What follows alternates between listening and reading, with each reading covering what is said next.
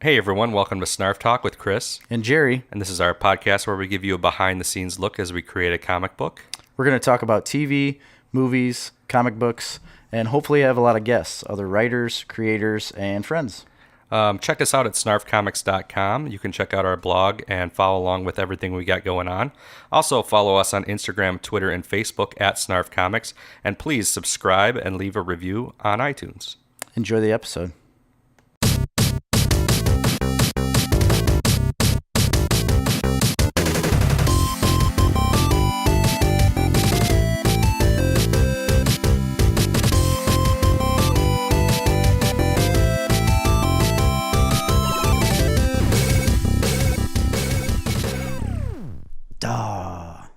It never gets old. It never gets old. I really, really love that intro music. Gets me all hyped up every time. Just like hyped up, just jammed, ready to go. If you guys don't get pumped up from that music, you don't like the 8-bit old school gaming music.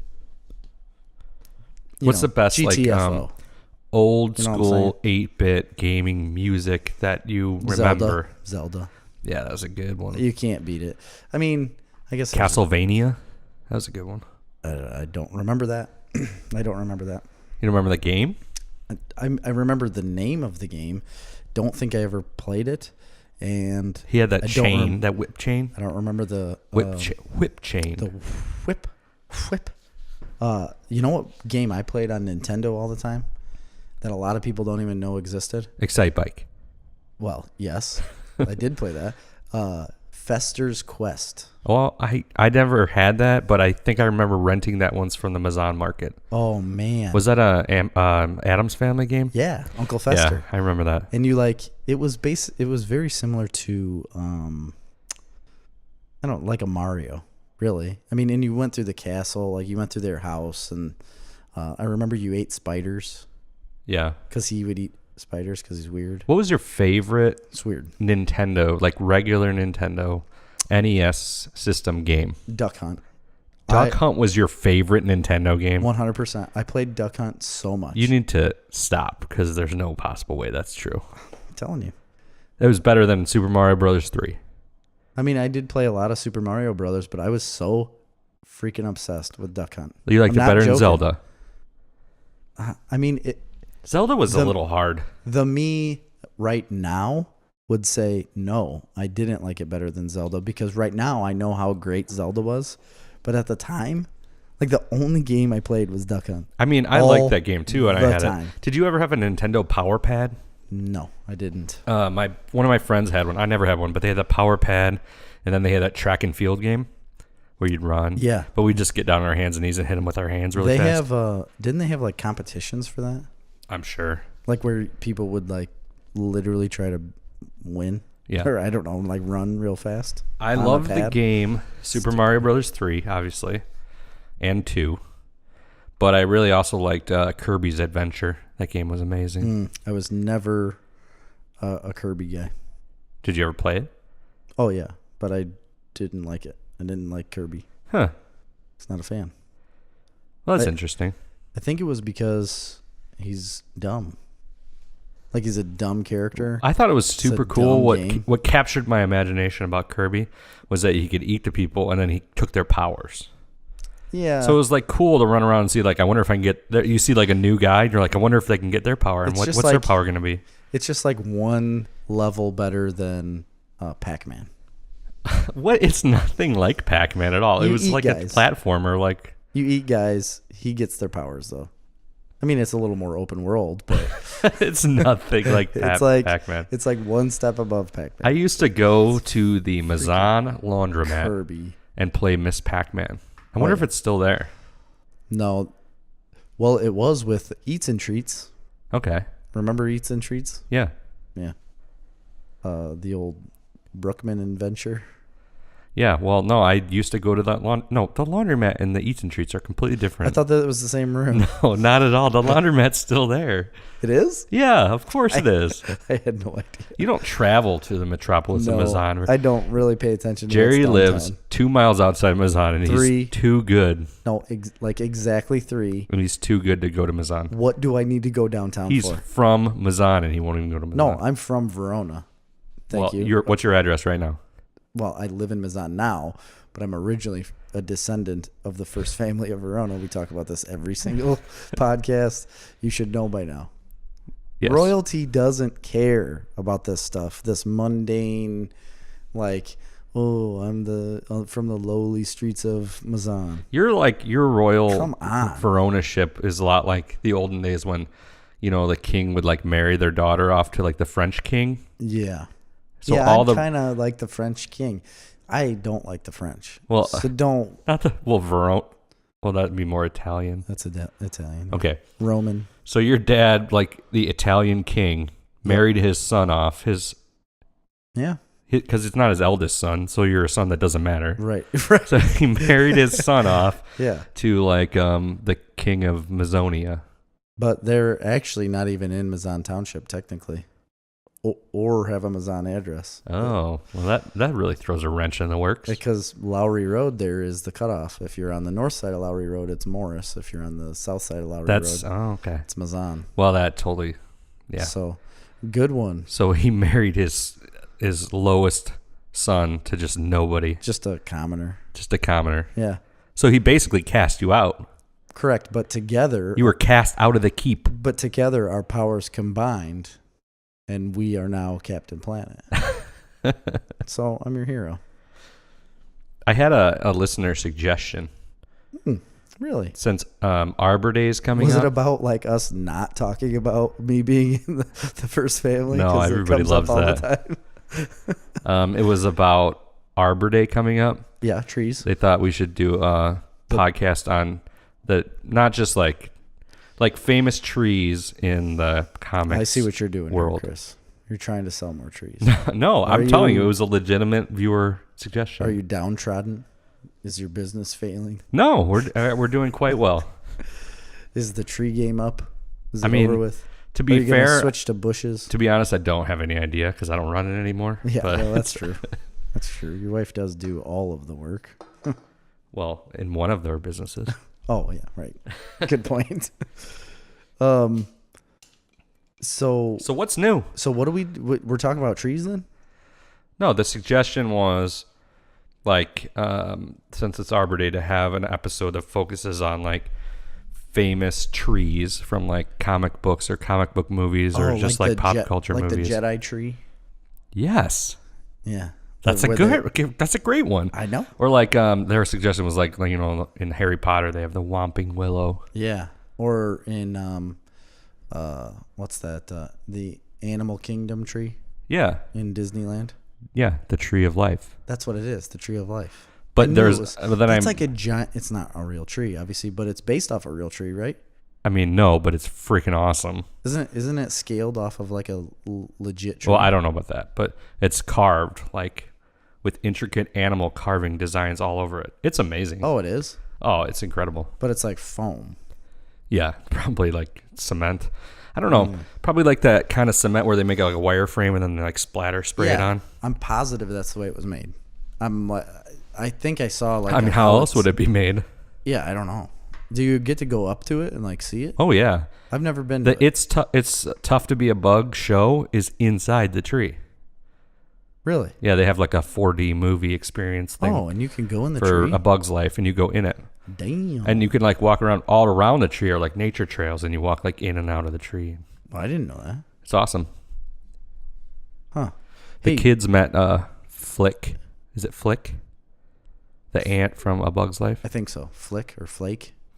It's definitely not Flake. I'm pretty sure it's Flake. Disney's like, we made a new character. We're going to name him Flake.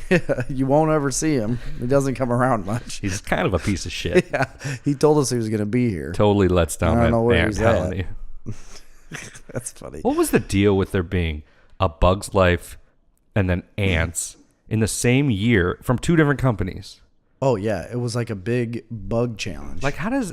But they must have started production at the same time. No, I think one of them heard about the other and was like, We "I can fucking talk about ants better than you." Which one of those movies is better? Ants. I agree. Yeah, I like ants I do too. because of the whole cricket thing, grasshopper, locusts. Okay, isn't that Woody Allen? Isn't he in Ants? He's the voice of the ants, right? He is, and I don't know that I've ever seen A Bug's Life all the way through. I've seen bits and pieces. No, I've seen A Bug's Life. I'm sure I have, but I do like ants better. Yeah, it was. I think ants was like the one that was like not received as well, definitely, right? yeah. Yeah. But that happens a lot in Hollywood. There's like there's even a name for it because it happens so often. Oh yeah, yeah. There's been a lot of movies Like, that are the same exact movie came out. Yeah, like Dante's year. Peak, and then there was another Volcano. Yeah, and then it happens literally like every year. yeah, yeah. Because they can't come up with new movies, and they have to compete against each other. So, I think it's like they're making the audience pick. There was that White House Down, and then there was like yeah. What was the other one? Attack the White House. No, it was like Attack. Oh, there was Armageddon, and then there was another asteroid one in the Deep Impact, like the Yeah. same time. No, but isn't there one about what's the address of the White House? 1600 Pennsylvania Avenue. That's a movie. That's a movie. That was a show. There was a show called 1600 Penn. Oh, I thought that was a with movie. Josh Gad. Maybe that's what I'm thinking of. I don't think so, but Wow. here's a list of some of them. Armageddon and Deep Impact, same year. Yeah. Babe and Gordy, same year. Yep. The Prestige and The Illusionist, Oh, same yeah. year. Babe and Gordy. What do you think about The Prestige and The Illusionist? Did you see both of those movies? I saw The Prestige. I did see That's the both. one with Hugh Jackman. Yeah, that one I like better. They were both amazing. I think I like The Illusionist better. I'm trying to remember The Illusionist. I don't know if I remember it. That one was kind of creepier. The Prestige, I saw that one when I was deployed because I remember when that came out. And I know The Illusionist came out the same year, but The Prestige had Michael Caine. Yes, love him. If you guys ever want to know how to do Michael Caine British accent, teach me how just say the words "my cocaine." Michael Caine. Oh, Michael Caine. That's all it is. Isn't that amazing? It is. It's like khakis and car keys for Boston people. Car keys. No, you say khakis. Khakis. Oh, yeah. Yeah. Okay, other ones. Chasing Liberty and First Daughter. I don't care about those. Yeah, that sounds like Volcano stupid. and Dante's Peak. Ants and A Bug's Life. Turner and Hooch and K9. K9 starring your favorite Jim Belushi. Really? Not the other Belushi. I like his brother better. According to Jim, K9's better. Oh, that was good. Yeah. That was good. Olympus Has Fallen and White House Down. That's the movie you're Okay, thinking yep. That has Morgan Freeman in it. Friends with Benefits and No Strings Attached. Andy. Shark Tale and Finding Nemo. Mirror Mirror and Snow White and the Huntsman. Red Planet, Mission to Mars. Top Gun and Iron Eagle. But see, that's not because Iron Eagle was a ripoff of Top Gun, wasn't it? Yeah, that wasn't even. That's not a thing. That's not a thing. There's so many of these. I can't even keep going with them because there's so many. Tombstone and Wyatt Earp. Striptease and Showgirls. Okay, wait. We got to go back. Tombstone and Wyatt Earp. This is a big. Everybody loves Tombstone, right? Like everybody across the board. Tombstone is a phenomenal movie. Yeah, it's and it freaking is awesome. It is a phenomenal movie. I have always preferred Wyatt Earp. Kevin Costner. Yes. I think Kevin Costner is a far superior Wyatt Earp. The only issue was people didn't like Dennis Quaid as Doc Holliday. Okay. I did. Gene Hackman, what was he? He was in the... I don't know. We're talking about Dennis Quaid and Kevin Costner right now. I like Dennis Quaid. Dennis Quaid in that movie, I remember he sits down and he's talking to Wyatt Earp, which was Kevin Costner, obviously, and he says, he's talking about like, I am a dentist, and how does it go? He's like, I am proud to be a dentist. And then he just keeps going on, and then he starts talking about friends. He's like, "Do you have any friends, Wyatt Earp?" And he just like shakes his head. He says, "Neither do I, but you're my friend." And they had literally like just met, and like Dennis Quaid lost like 50 pounds for that role. He's like super thin and frail and gross. You couldn't barely tell it was even him. I didn't realize it was him until like way later. I love Dennis Quaid. He's great. Everybody says that the Doc Holliday in Tombstone is very good. He is. You know, I'm your Huckleberry. Oh yeah, he's the best, man. Val Kilmer. No, I'll be a Huckleberry. I like Dennis Quaid's Doc Holliday better. You know what my favorite Dennis Quaid movie is? The one pitcher movie. What's that one? The Rookie or no? It's not that one. It's Inner Space.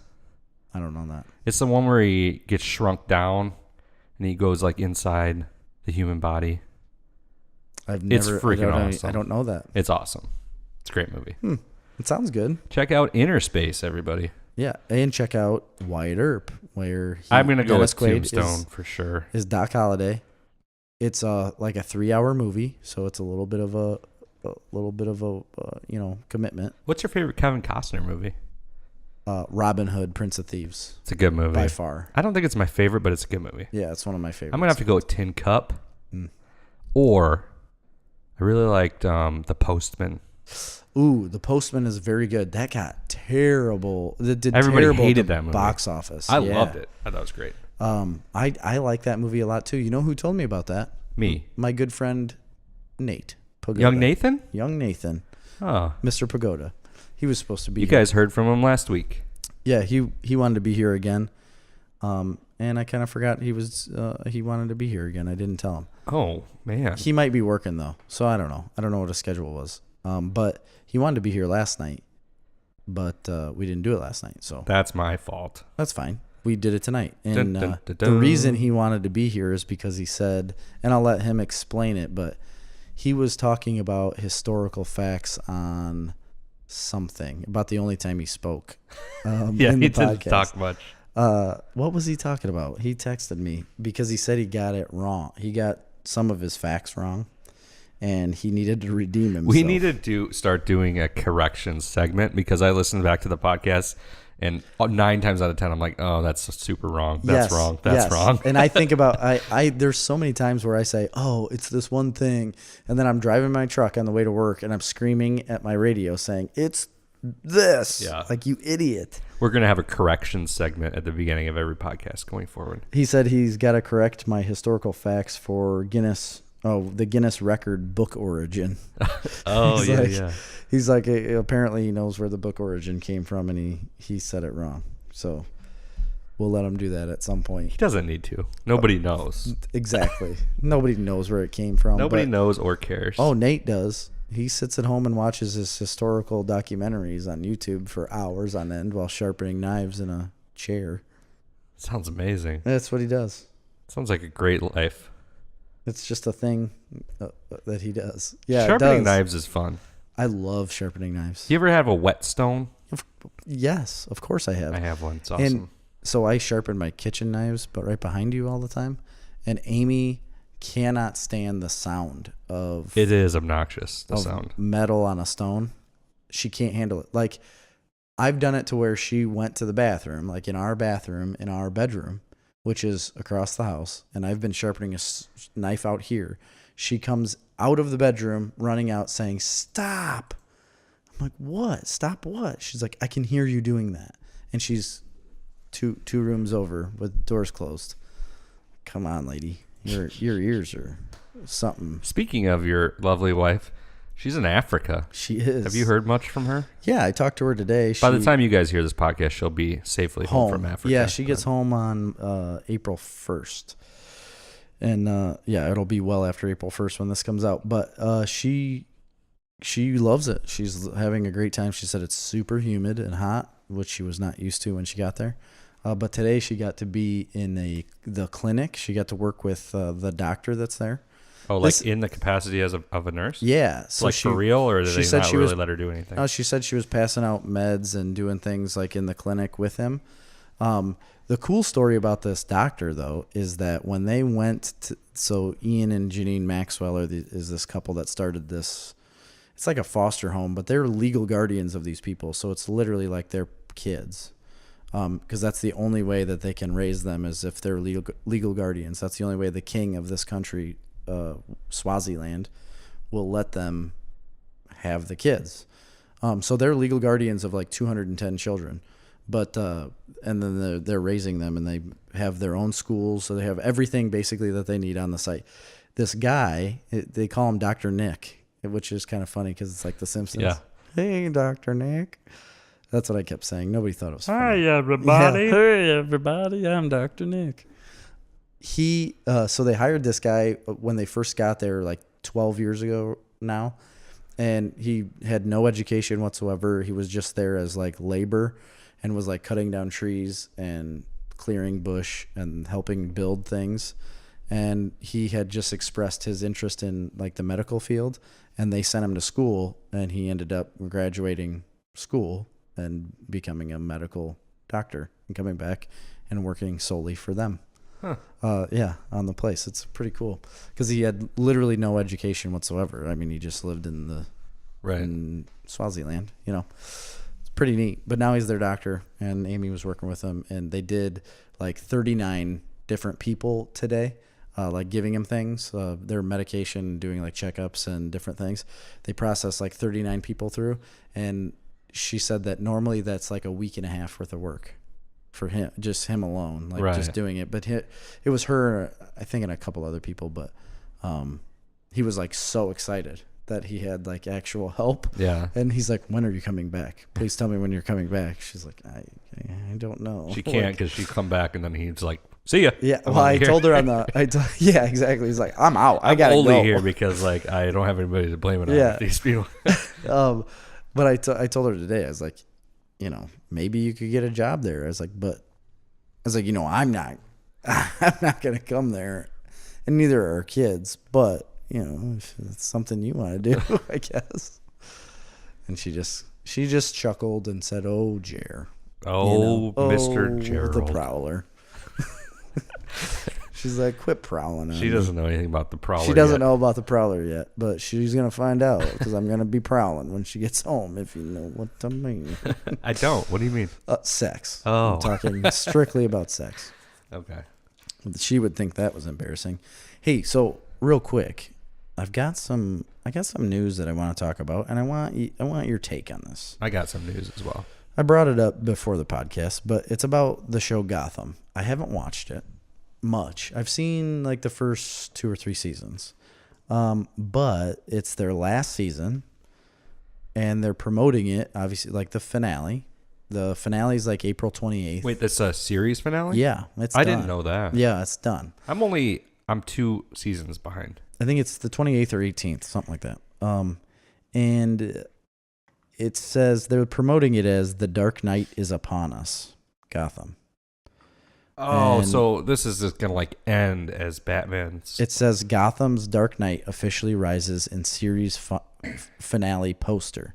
And they have a poster that they put out today that you can see like the backside of, it's just the back of his head. Right. It's the back of the cowl of Batman. My question is how are they going to run through enough story and years in this final season to make him Batman? Because he's still a kid, right?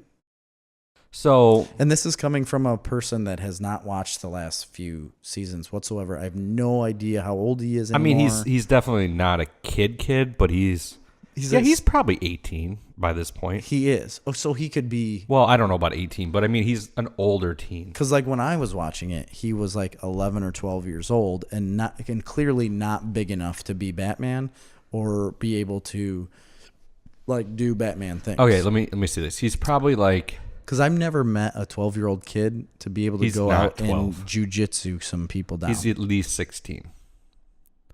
Now he is. But at Yeah. the beginning, I'm saying when I've watched How long has that show been on? 5 years? I don't know. A while. I don't know when it started. Yeah, it's So he's probably like 16, 17, 18, somewhere in that range. okay. Plus, they could always do the thing like he becomes Batman, and then he like gets his ass kicked, and then he goes on his hiatus to the. Yeah, Because they're not going to show any of that, right? This is going to end. What I think they're going to do is they're going to end it with him in the suit. I think so too. Like You for know. the first time.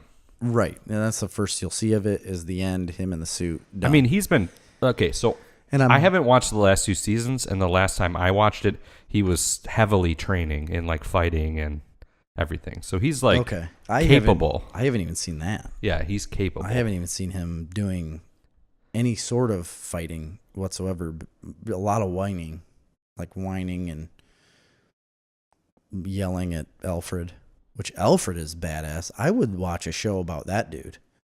The Alfred from the Gotham show. Yeah, I mean, he's no Michael Caine. Well, no, but Michael Caine also wouldn't be a very good like SS. No, guy. it is cool that he's like kind of a badass. Yeah. Like I like a that. Secret Service, like bare knuckle boxer. To too. me, that makes more sense. Definitely. You know, that he would be. Listen, it's not a bad show. It's a good show. Yeah, no, I know it's a good show, and I should have followed it more. And with me being as like so into Batman as I am, you would have figured that I would have been watching It's this. pretty embarrassing, really.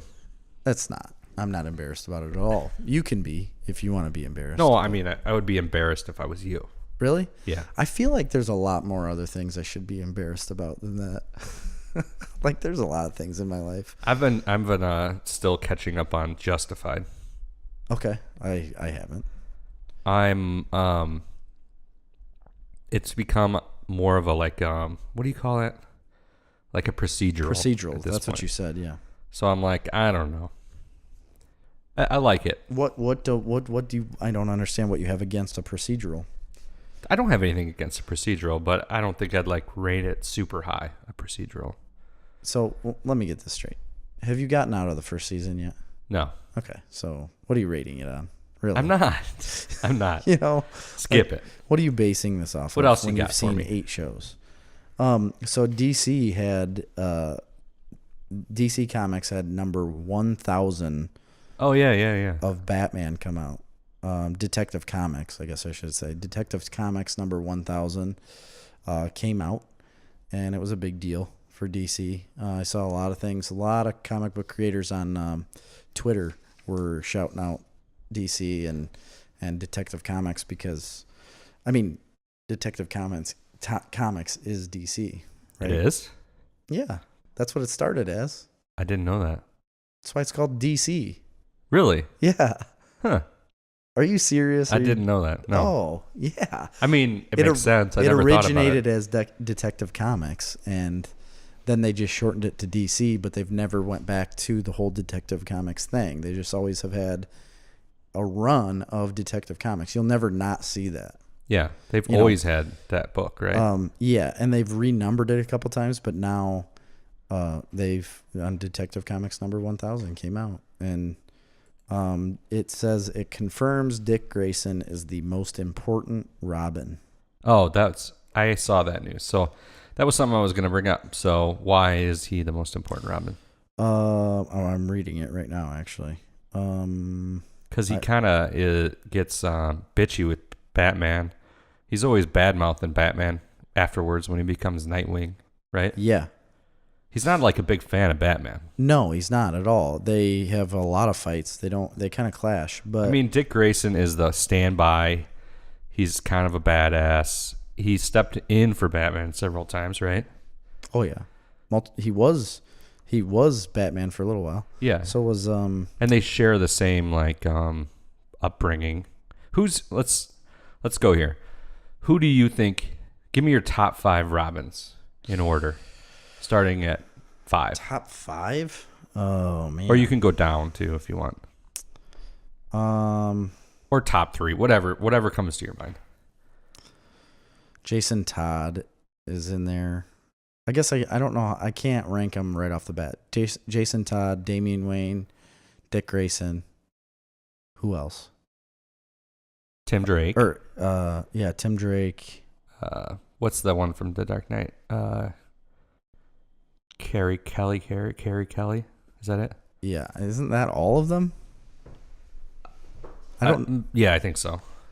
I don't think I know any others besides those. That I'm we sure just there's said. one that we're forgetting, but and anyway, so out of those 5, rank them. Honestly, I think Jason Todd would probably be my favorite. Really? Yeah, and then I mean Dick Grayson is like the epitome of Robin, I guess, because he's the first person that you see fall into the whole Robin Hood, I guess, thing. I guess you'd call it Robin Hood. I don't know. Robin. You know what I mean? I didn't mean like Robin Hood, Yeah, I but gotcha. like being Robin. I don't know. I just have an issue with him being just kind of a dick. Yeah. Like, this dude's trying to help you. Your parents die because they're tumblers. Like, quit it. You know, we're not Jesse White tumblers here. I love the Jesse White tumblers, man. Yeah, they're very good. I'm a huge fan. I didn't mean to take away from you, tumblers. Although Jesse White needs to get his act straight because he keeps raising my license plate fees. That's bullshit. That's an Illinois thing. If you're not from Illinois, you wouldn't understand. You don't know what taxes are? Well, they don't know Jesse White has anything to do with the licensing.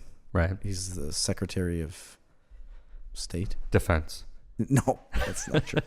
I'm basically the Secretary of Defense. All right. Since you're doing such a poor job, can I rank mine? I guess. Robins? Yeah. For me, I don't think I can rank them. Number one, far and away, best Robin is Tim Drake. By far. You think so? Yeah, I think he's the most powerful or capable on his own. Maybe not best fighter. I couldn't necessarily say that. Okay. Tim Drake is the smartest by far. They've confirmed that his intellect is as good as Batman's or better. They have, yeah. He's like a computer genius guy, right? He's kind of nerdy. And he's kind of a badass. And he's Red Robin, and then he's got a cool suit when he's Red Robin after that. Tim Drake, by far for me, number one. Number two, for me, if I'm ranking my favorites, I'm going Damian Wayne. Damian's pretty good. I like Damian. I like that he is like such a badass, and he'll like kill people. Oh, yeah. He doesn't care about any of that. No, he's awesome. Then I'd have to go with, if I'm going with my favorite, I'd probably go with Dick Grayson because I like Nightwing. No, Dick Grayson's definitely above that. It depends how you're ranking it. Your favorites, or who do you think is the best? If you're going to who do you think is the best, number one for me is Tim Drake. Number two is definitely Dick Grayson. Number three is I probably... still think Dick Grayson's better. I'm sorry. Go ahead. Then who? Tim Drake? Yeah. No. I think so. And then number three, I would go Damian Wayne. Then number four would be Jason Todd. He's got an anger problem. He comes with Red Hood. Yeah, and then number five, I'd go... I don't even know if you can count Carrie Kelly, to be honest. This is what I didn't know. I just looked it up, is that I didn't realize that he comes... He stole the wheels off of the Batmobile. Who did? Jason Todd. I believe it. He was a dick. Wasn't. I mean, he's cool. I think he's cool. He's like edgier. Death of the family or in the family. That's a good one with him. Yeah. Yeah. Have you ever read that? Dude's... Well, I don't want to spoil it for anyone, but I think Tim Drake, hands down.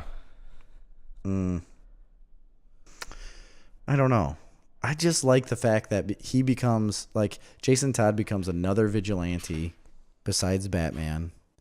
But like a darker one. Yeah, and it's the original Joker. Well, the Red Hood was like the Joker in disguise, right?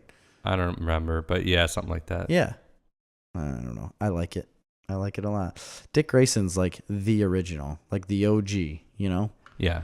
That's why I think he should be the best. That's why I think by far Tim Drake is better, because he wasn't whiny bitch. He was like always on the same team. He was on the same level intelligence-wise as Batman. Yeah. He was like a computer genius. He was kind of nerdy. He was a hardcore good fighter. He's the best. All right. I agree to disagree. Hey, I read some other news too. Okay. The Russo brothers have revealed their future after Endgame with Marvel. Okay, I didn't read this, and I'm curious as to what you have to say. What are they continuing on with the Avenger movies? No, it's done. No. Oh, Avengers is completely done, Yeah, I mean they'll reboot it again, something else. but they won't have anything to do with it. I'm assuming. Well, and I think that's what this article is talking about. But it's kind of a letdown because they basically say we love Marvel. We've had an incredible run with them. It's why we've made 4 movies in 6 years with them. They're like family. I think they do a great job of separating church and state, where we're focused on the projects we're focused on, and someone else will focus on the other projects. We'd work with them in any capacity moving forward, and we value as much as anything in our work life the quality of the people we're around and the quality of life that we have when we're working with these people. Marvel is A++ when you're working with Marvel. So it sounds like they're definitely on. They're going to make another Marvel movie. Yeah, for sure. Whatever it is. What do you think they'll do? We've never really talked about that. Like, what's the plan post Endgame? And nobody really knows. I mean, we know for a fact they're making another Black Panther. Yeah, I think they're gonna like pay more attention to the Sony properties like X-Men. I really That's do Fox. think, or that's what I meant. I meant Fox. Sony's Spider-Man. I really think whatever they've got from Fox, I think they're going to start paying attention to that stuff and start throwing that out there. I bet you they do another Wolverine. They've stuff. already said they're doing another Wolverine. Oh, they had? Oh, I guess I wasn't aware first of of all, you got to understand that that's probably 50% of the reason why they bought Fox. Oh, was well, just I for don't- Wolverine. You know what I don't mean? blame them. It's a phenomenal character, and you know you can make money off of it. Right. But do you Everybody think they're loves going to it. make the next Avengers with the new set of people? Like they're going to do like Spider-Man and Doctor Strange and Black Panther and Wolverine will be the next Avengers? Because I don't think Robert Downey Jr. survives this. No, he'll be dead. I don't think Captain Cap will be America dead. survives this. I think maybe Chris Hemsworth said he'd play Thor again, but all their contracts are up. All of them. Yeah. No, none of them. Like are the coming major guy. I'm talking. back. Yeah, I don't know and about Mark Ruffalo. Kevin Feige had said that like this era of the Avengers is over. You know, like all these people. It would come out in the news if any of these people signed on to do any more movies, but all of their contracts are over. Well, I don't know about all of them. I don't know about Mark Ruffalo. No, like you said, like Black Panther, Spider-Man, all these people are still coming back. But when it comes to like Captain America, Doctor Strange, I don't think Benedict Cumberbatch is coming back, is he? Oh yeah, for sure. For one, maybe. I think he's got one No, more he'll movie. be back. I think he's going to be the keystone of the whole next year. Really? You think so? Incarnation of- Man, I didn't think he'd be. I think he'd do like one more. And He's be only done done. 2 movies. Wasn't he in? He's his own in Infinity War. Yeah, Yeah, I he think wasn't that's in it. Civil War, was he? No, he wasn't. It was after that. Yeah, I think so. That's it. Huh. Okay. Well, maybe maybe he will do a lot more. I just didn't think he'd have too big of a role after Endgame. I think he will. But he's got to be expensive. I mean, Yeah, I don't think he's as expensive as Robert Downey Jr. no, at this He's point, like the most expensive person in the world. at this right point, now. yes. But I think Benedict Cumberbatch is, at the time that they started making the movies, he's the most famous person they've brought on. Yes, I would agree. I mean, Robert Downey Jr. was obviously really famous, but he was not like. But this like castable. brought him back into Right, that's my point. He like, wasn't like Benedict reality. Cumberbatch was the Hollywood it guy when he got cast as Doctor Strange. Yeah. I don't know. I don't know what they're gonna do with that. So is it centered around a Wolverine? What would it be? Wolverine, Spider-Man. I mean, Wolverine's been in the Hulk. Avengers. No, I know. I'm saying the new one. Is that what they're gonna do? I don't know. I mean, I don't think anybody knows. If it is, I mean, we won't see that for a while because they haven't No. even. I mean, they haven't even come out with anything. I mean, after related Civil to, War, in the comics, I mean, I can think of the next big event. I mean, maybe not the next one, but Avengers versus X-Men was a huge event in Yeah. the comics. Yeah, it was huge. I don't know. I don't think Wolverine is. I think Wolverine is going to be a phenomenal, like, movie franchise for them again. I just don't know if they're going to bring him into Avengers. I don't see that happening anytime soon. I really don't. I think they'd go a different route. Yeah, I don't know. Well, Jerry, should we get to the big Snarf Madness bracket challenge results. Oh yeah, we gotta go. We gotta talk about that. Yeah. So we did. Or did you have more news? No, not anything of weight of gravitas. You know, the what do they call that? Where you grab nuts. I don't know. What do they call that? I don't know. I think that's what it's called. Something like that, like nut grabbing. Nut grabbing? Yeah, we ranked the first round and second round.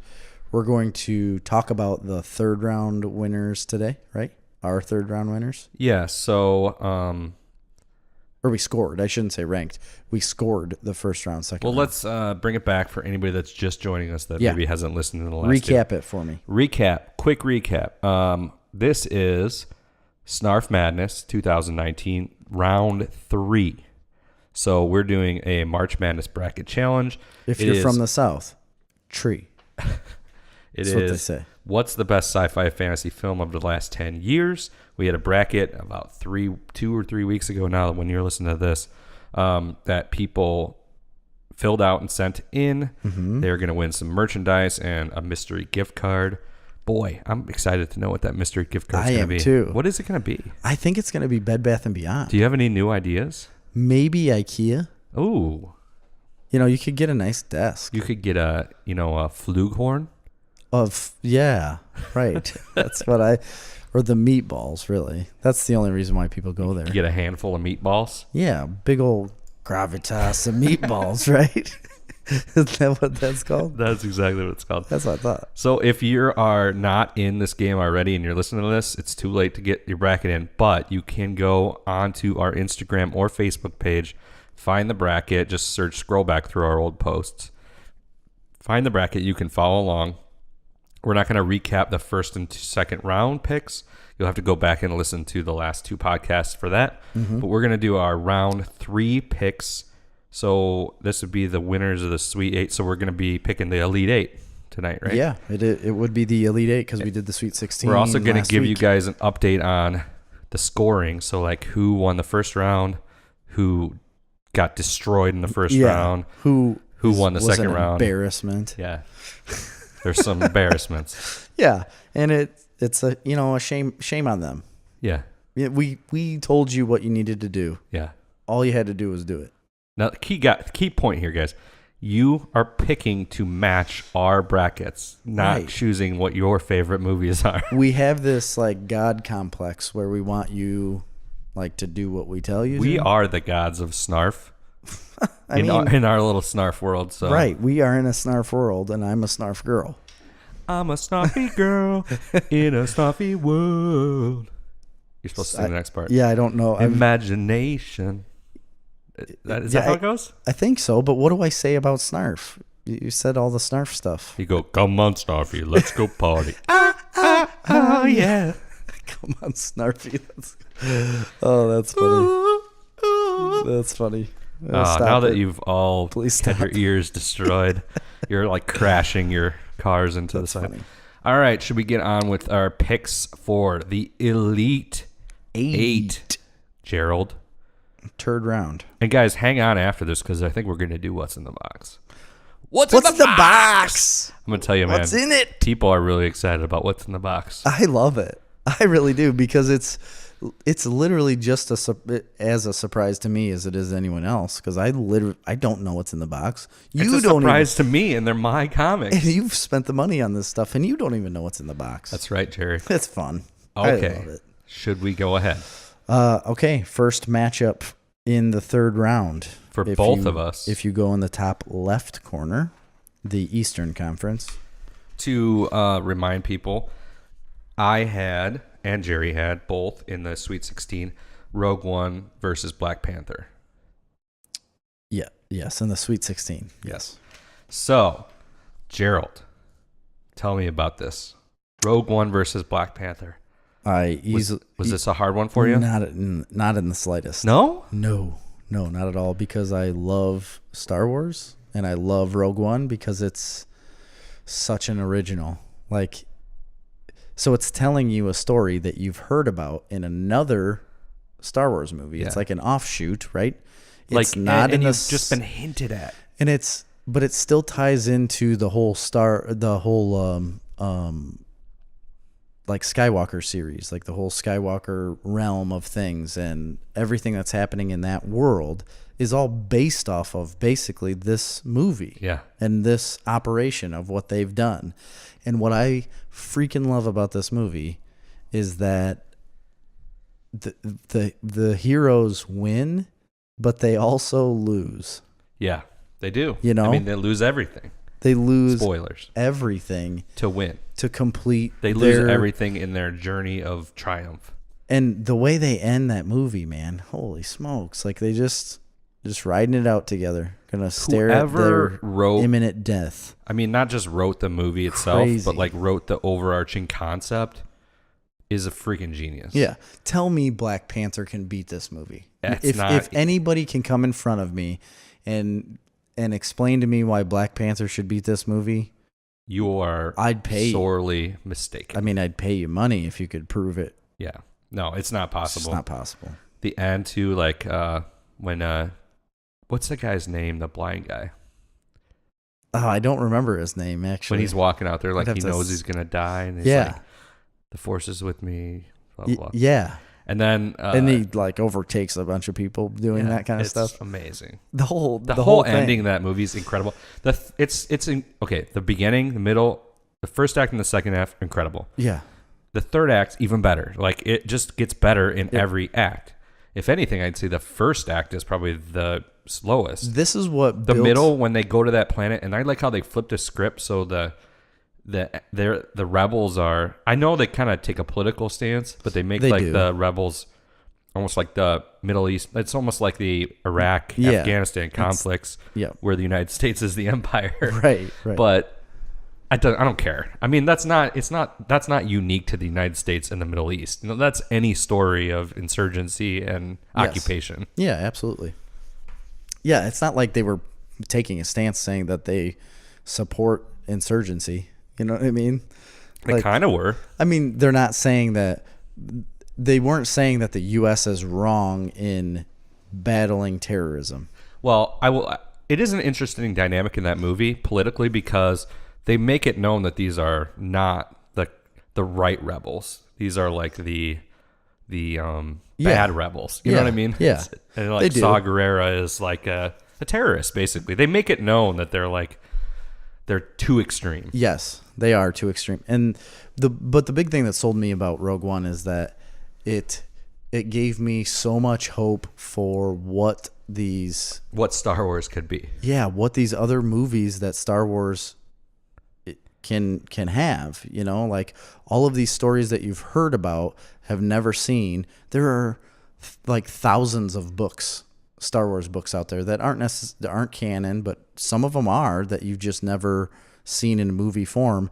And this movie showed me that they could really do something with that stuff and really make it. It was almost like a peace of mind saying like, okay, we can't have Star Wars without Luke Skywalker. We can't have Star Wars without, Yoda and Darth Vader. And all it can be the best Star Wars. Exactly. Like, and it can be better than what the originals were. For me, honestly, I think it's my favorite Star Wars movie. The more I talk about it, I had a real battle in my head when we did the top Marvel movies. Top 20 movies. Was it top 20 movies? No, I thought it was the Marvel movie. When did I have Empire Strikes Back above? Well, not in the top Marvel movies. Yeah, that's true. The top 20 movies. It was the top 20 movies. Well, so yeah, if you go back and listen, you should. I have Empire Strikes Back higher. Yeah, I don't. Actually, I'd kind of. Oh, I lumped all the Star Wars movies together. Yeah, who fucking does that? But I did say that Rogue One was my favorite. Yeah. Just don't lump that crap together, first of all. That was wrong. I argued with you then. I'm going to argue with you now. Anyway, back to Rogue One. They were separate movies. It's a perfect freaking movie. And then they give you at the end freaking Darth Vader being the most badass he's been on the movie screen ever. And But it's the same. You know it's Darth Vader, and you actually get to see him do things that you've wanted to see him do. Which he never does in the other movies because Forever. they couldn't figure out a way to make it not look goofy, probably would be my guess. Yeah.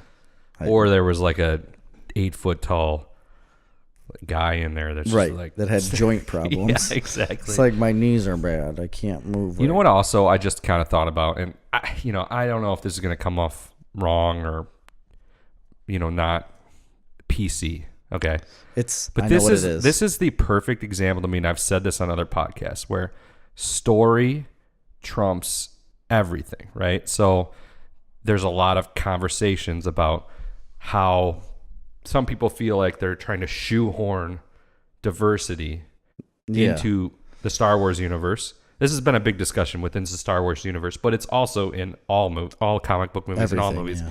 And I'm totally for it. I think that it's a good thing.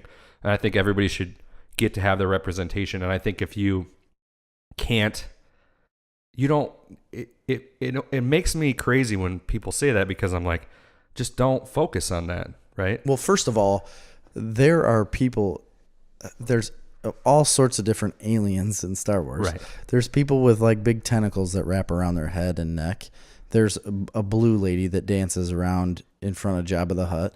There's, just a wide array of different creatures in this movie. Why are you worried about diversity?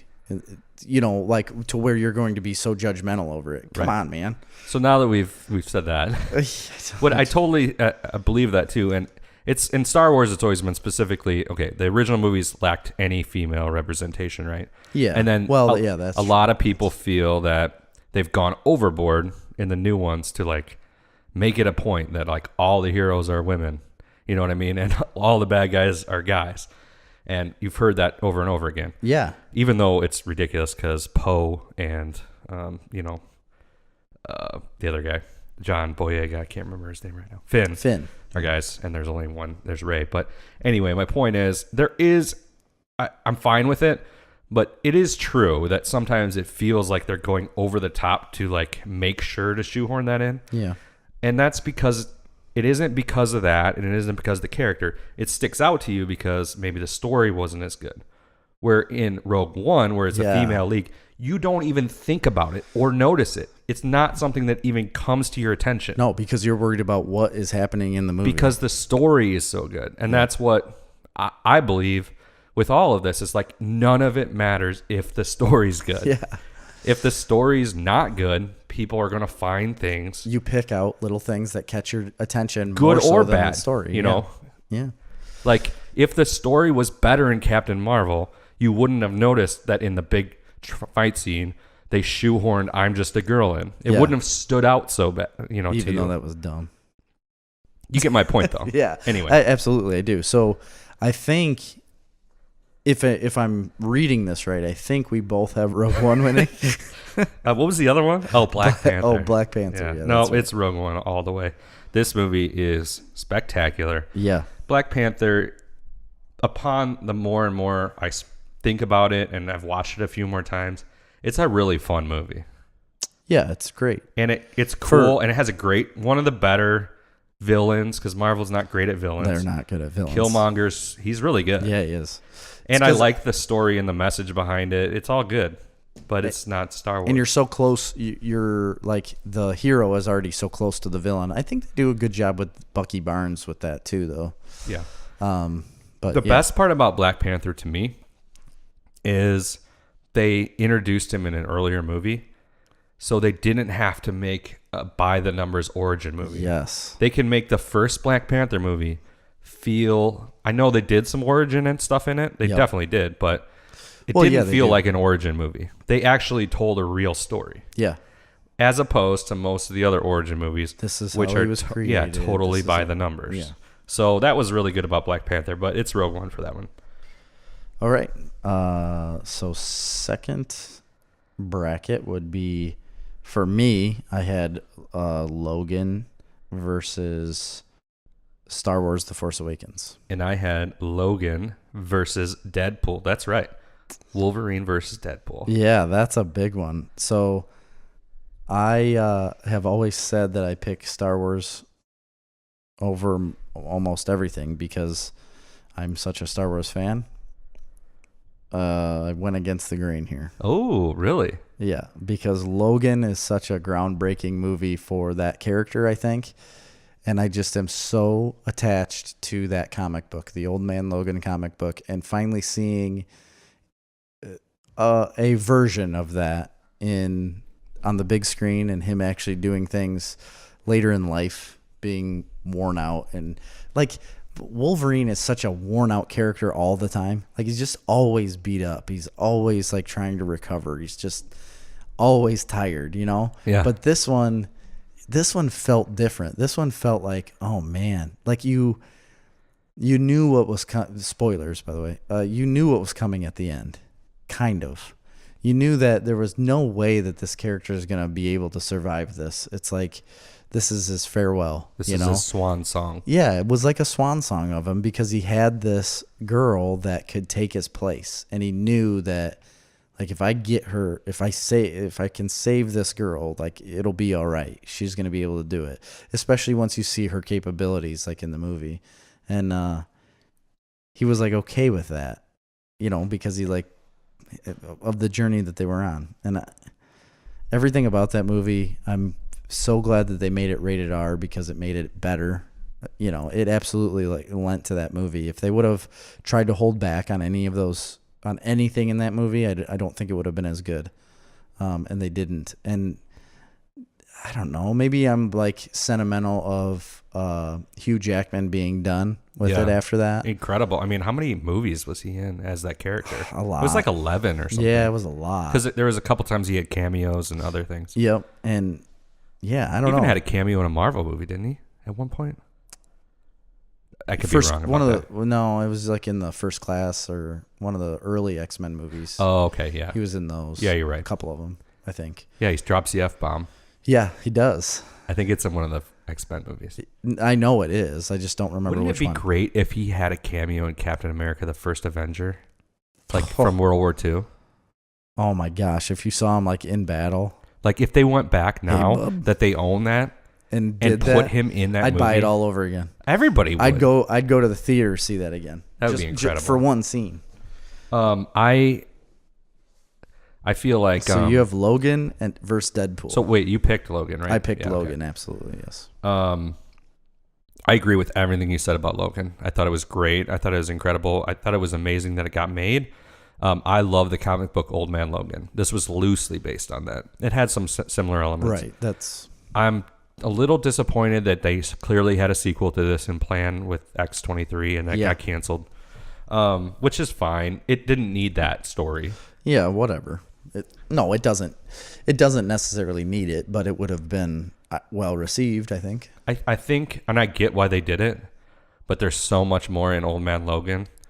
They could have made this 3 movies. Yeah. I missed not Hawkeye. Yeah, I missed Hawkeye in it. Hawkeye? What are you talking about? In Old Man Logan. I'm saying I missed. Okay, yeah.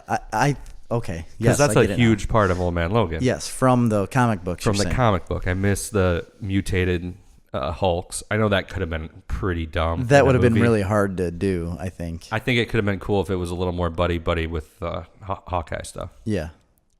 I think it's interesting that my pick here is the final appearance of Hugh Jackman as Logan versus the first appearance of Deadpool in a movie. Yeah. And it makes it really different. And again, if you don't know from the comics, Logan and Deadpool are, I mean, they're not cable. I mean, they're always poking fun at, Deadpool's always poking fun at Logan. Even in the movies, he does it. Yeah.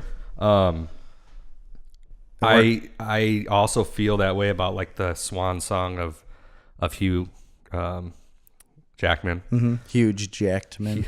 Yeah. And I think I can't see anybody else as Wolverine. I really can't. I can't either. I don't know how they're going to do it. Tom Hardy, maybe? But he's Venom. So. I would accept him as that. I mean, was he really Venom? Was this is really a movie? This is a really tough one. I think they're both super groundbreaking. Mm-hmm. I think I'm going to have to go with Deadpool. Really? Yeah, I really do. I love that character of Deadpool. I think that Logan was a the first of its kind in that it was an indie art film comic book movie. Yeah. But Deadpool was also the first of its kind in that it was a adult humor comedy comic book movies. They both stretched a genre more than any other probably comic book movies that have ever come out. They did. It's hard to argue that. You're right. I just think you're wrong. But I'm going to have to go with Deadpool. And I think it's just because maybe it was such a first. It was a promising, of a new character and a new set of movies. And I don't know. The beginning of a franchise. I'm going with Deadpool. Okay. I'll probably regret it. Don't make me think about it anymore. Yeah, you should regret it. That's okay though.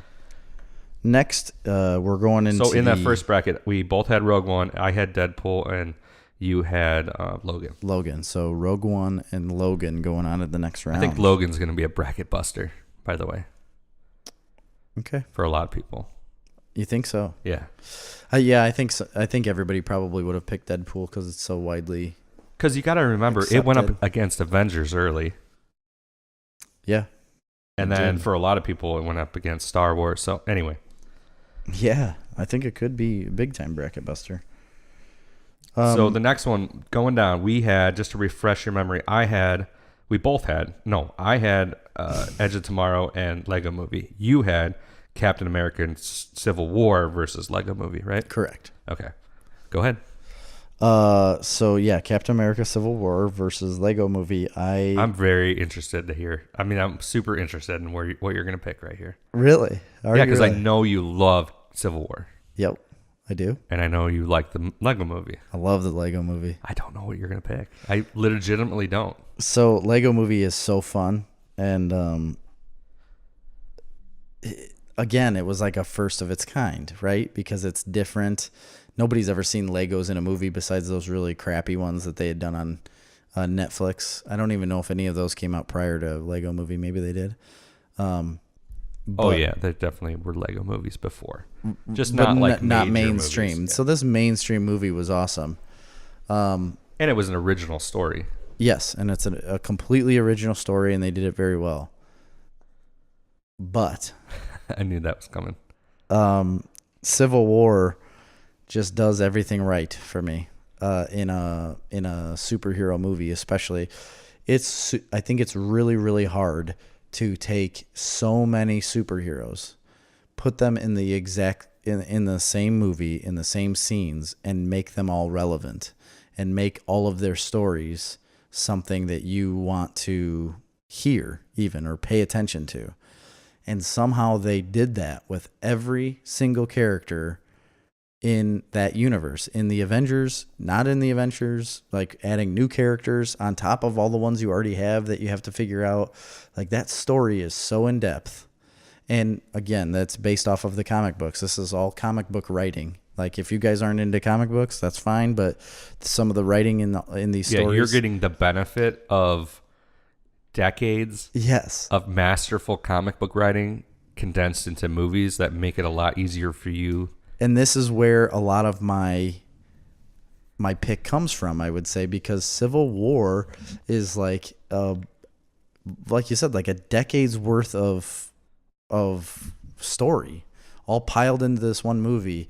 And the writers of this movie had the benefit of going back and looking at a lot of this stuff and being able to pull from that to make it compelling, to make everybody compelling, to make Cap's story tie into certain demographics, to make but at the same Tony Stark time tie into certain demographics. I mean, it's not a straight adaptation of the comic. No, it's not a straight adaptation. Which I think is cool. Absolutely, I think it's phenomenal.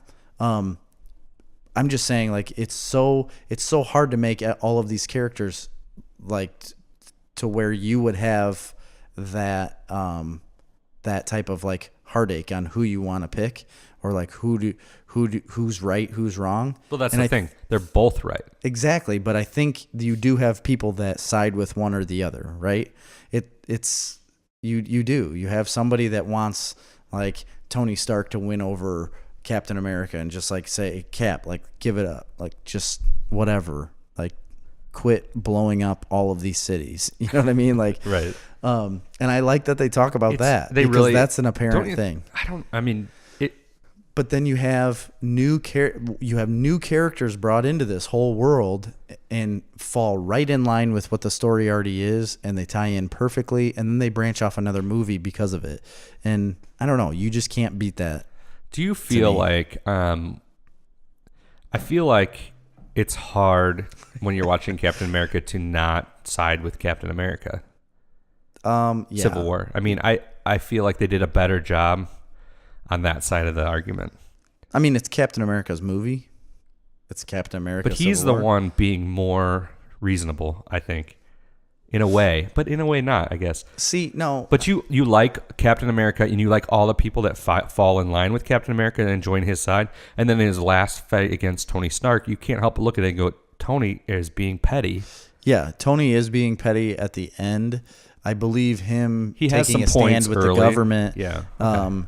It makes a point because he agrees, like, we just can't keep screwing. I things ultimately up like think this. the main protagonist here is Captain America, though. Yeah, I would absolutely agree. And it follows through. He's the one that's got to end up saving him. You know what I mean? Because yeah, and that's the story right there. I mean, that was the precursor to all of this story. and is guys, that- he will sacrifice himself to save everybody. for sure. And That's what Ant-Man's Captain America does. I mean, and while Captain America is doing his thing, Ant-Man's crawling up Thanos' ass. That's a big theory right now. That is. I know. That's why I said it. That Anyway, won't happen because they did that in DC. I have in the ear. In though. the ear. Yeah. No, not in his ass. So yeah, I have Civil War winning over Lego Movie. Okay. Interesting. This is one of those that, like, you make your picks early and you're never really sure of them. This was a really tough one. When I went with Edge of Tomorrow over Civil War. It was silly. Yeah, I don't know. I don't know if I would redo that pick now. Maybe. You had a more compelling argument for that movie right now than you did last time. Remember, I'm picking on the fly. Yeah, I know. Go for it. So I have Edge of Tomorrow against Lego Movie. For me, that's easy. It's Lego Movie. Yeah, it would be. I think it was funny and groundbreaking and just well done all around. I love Edge of Tomorrow, but at the end of the day, Edge of Tomorrow, Lego Movie feels like more.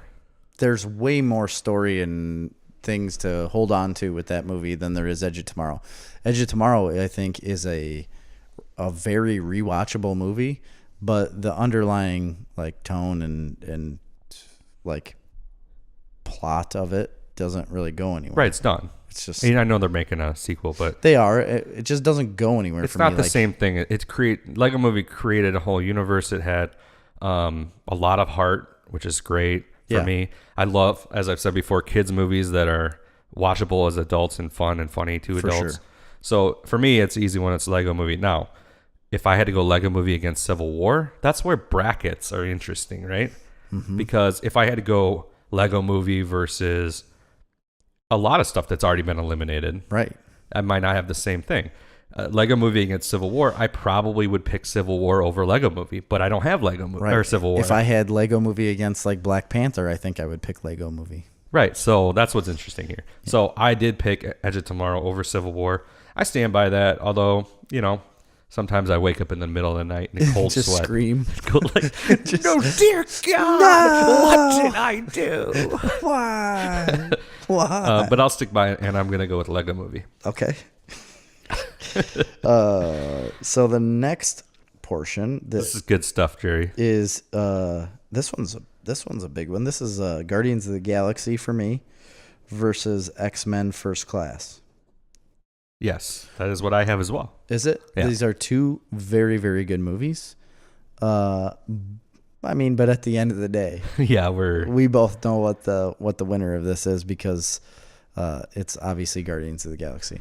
Yeah, this is Guardians of the Galaxy for me all the way. Guardians of the Galaxy So- is one of the best. If you even have listened to this That's podcast what I was in the just going to past, say. If you've you know- listened to any episode of this show, you know that what we were going to pick before we if picked you it. guys that did your brackets didn't listen to our top 20 movies, Shame on you. because Guardians of the Galaxy was in my top 10 and Rogue One was in my top 10, so you know they're going to get that far. Yeah.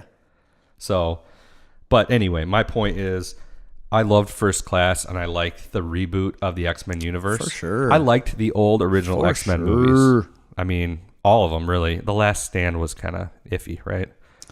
Yeah, it wasn't as good, but I like stuff still about it, enjoy, though. I still liked it. enjoy it. Yeah. First I've cut all Class, three of though, them. I really liked, and I liked the direction they were going. And Kevin Bacon was in that too. They had some interesting things going on in that movie. Yeah, there was like six or 7 degrees of him in that movie. Yeah, but I think honestly, Guardians of the Galaxy is just so incredible. I mean, it was another first of its kind, really. Yeah. And again, I think it's interesting because to me, I don't really consider Guardians of the Galaxy a comic book movie. Right. Because it's such I a agree with big, different universe that it created. So in saying that, you're saying it's not. I put it so more on par obviously with Star Wars. It's based off of a comic book movie, but the way it's filmed, the way the story goes, it's not comic booky. It's actually. And not that there's anything wrong with comic booky. It's just No. It's on a different level to me. It's on a higher level. I would put it in that realm of Star Wars. Yeah. Where it's creating a universe. There's not clear-cut superheroes. You know, it's got humor. It's got heart. You know, it's just, it doesn't get much better than that. So for me, that's Guardians of the Galaxy. Right. So my left side bracket is Rogue One, Deadpool, Lego Movie, Guardians of the Galaxy. And I'm going to be honest right here. I'm going to have some tough matchups. You do. I've got Rogue One, Logan, Civil War. Yeah, Captain America, Civil War, and Guardians of the Galaxy. And you got some really tough picks for the next one. Boy, do I. Top right. I think we have different ones, yeah. I have Thor Ragnarok versus Avatar. And I have Thor Ragnarok versus Harry Potter and the Half-Blood Prince. What a joke of a pick that is. It's like, oh, jeez. Harry Potter. Harry Porker. You want to go? Sure, I will. I don't know. I think I know what you're going to pick, but I'm not 100%. So Thor versus Avatar. Avatar is, that's a first. No, it's the second movie that I saw in 3D, and it was just unbelievable. The problem also creates a whole new world, too. Oh, my gosh, does it? And I think it's so dumb they've taken so long to make it another one. They really screwed themselves. They really did, because there's a whole generation of people that don't know what Avatar is and have never seen it. Yeah, exactly. And that movie came out like probably 15 years ago. Here's the problem with it is that it's not as rewatchable as it should be. It's definitely not. Because the graphics just aren't as good at home. You know, on a regular TV, they don't hold up. I'm really glad I went and saw it in 3D. So the first time I saw that movie was in Arkansas at visiting my sister, and we went to a little theater that didn't have 3D. Okay. So I saw the movie in 3D. My whole family went opening weekend. You saw it in 2D. 2D, sorry. Yeah. 2D. And to be honest, I liked it, but I was just kind of like, this movie, I like it because I'm a geek. Yeah. But like the rest of my family, I'm like, I could totally understand why they wouldn't get into this movie. Yeah, for sure. And I thought like, well, that's pretty good. So I heard about how amazing the 3D was. So the first thing I did when I got home is I found a 3D theater and went, because at that time, not every theater was 3D. No, you had to go to Joliet. Yeah, so I went up and saw it, and that blew my mind. And it does. And it changes the movie. It does. It completely changes everything that you watch about that movie and how in you a way perceive the world. And there have been other 3D movies that I've seen that I felt the same way about. Yeah. Like Doctor Strange. Polar Express. Some things like that. But yeah, I don't know. I'd be curious. I want to go see Avatar again. I have a 3D TV, so I guess I could watch it at home. Oh, you do? Yeah. I guess I didn't know that. Yeah, I've never done it. So anyway, like I that's why I really love the movie, is because it was so changing. It just changed the way I watched 3D movies, and it made me appreciate those movies. But it's not rewatchable at home.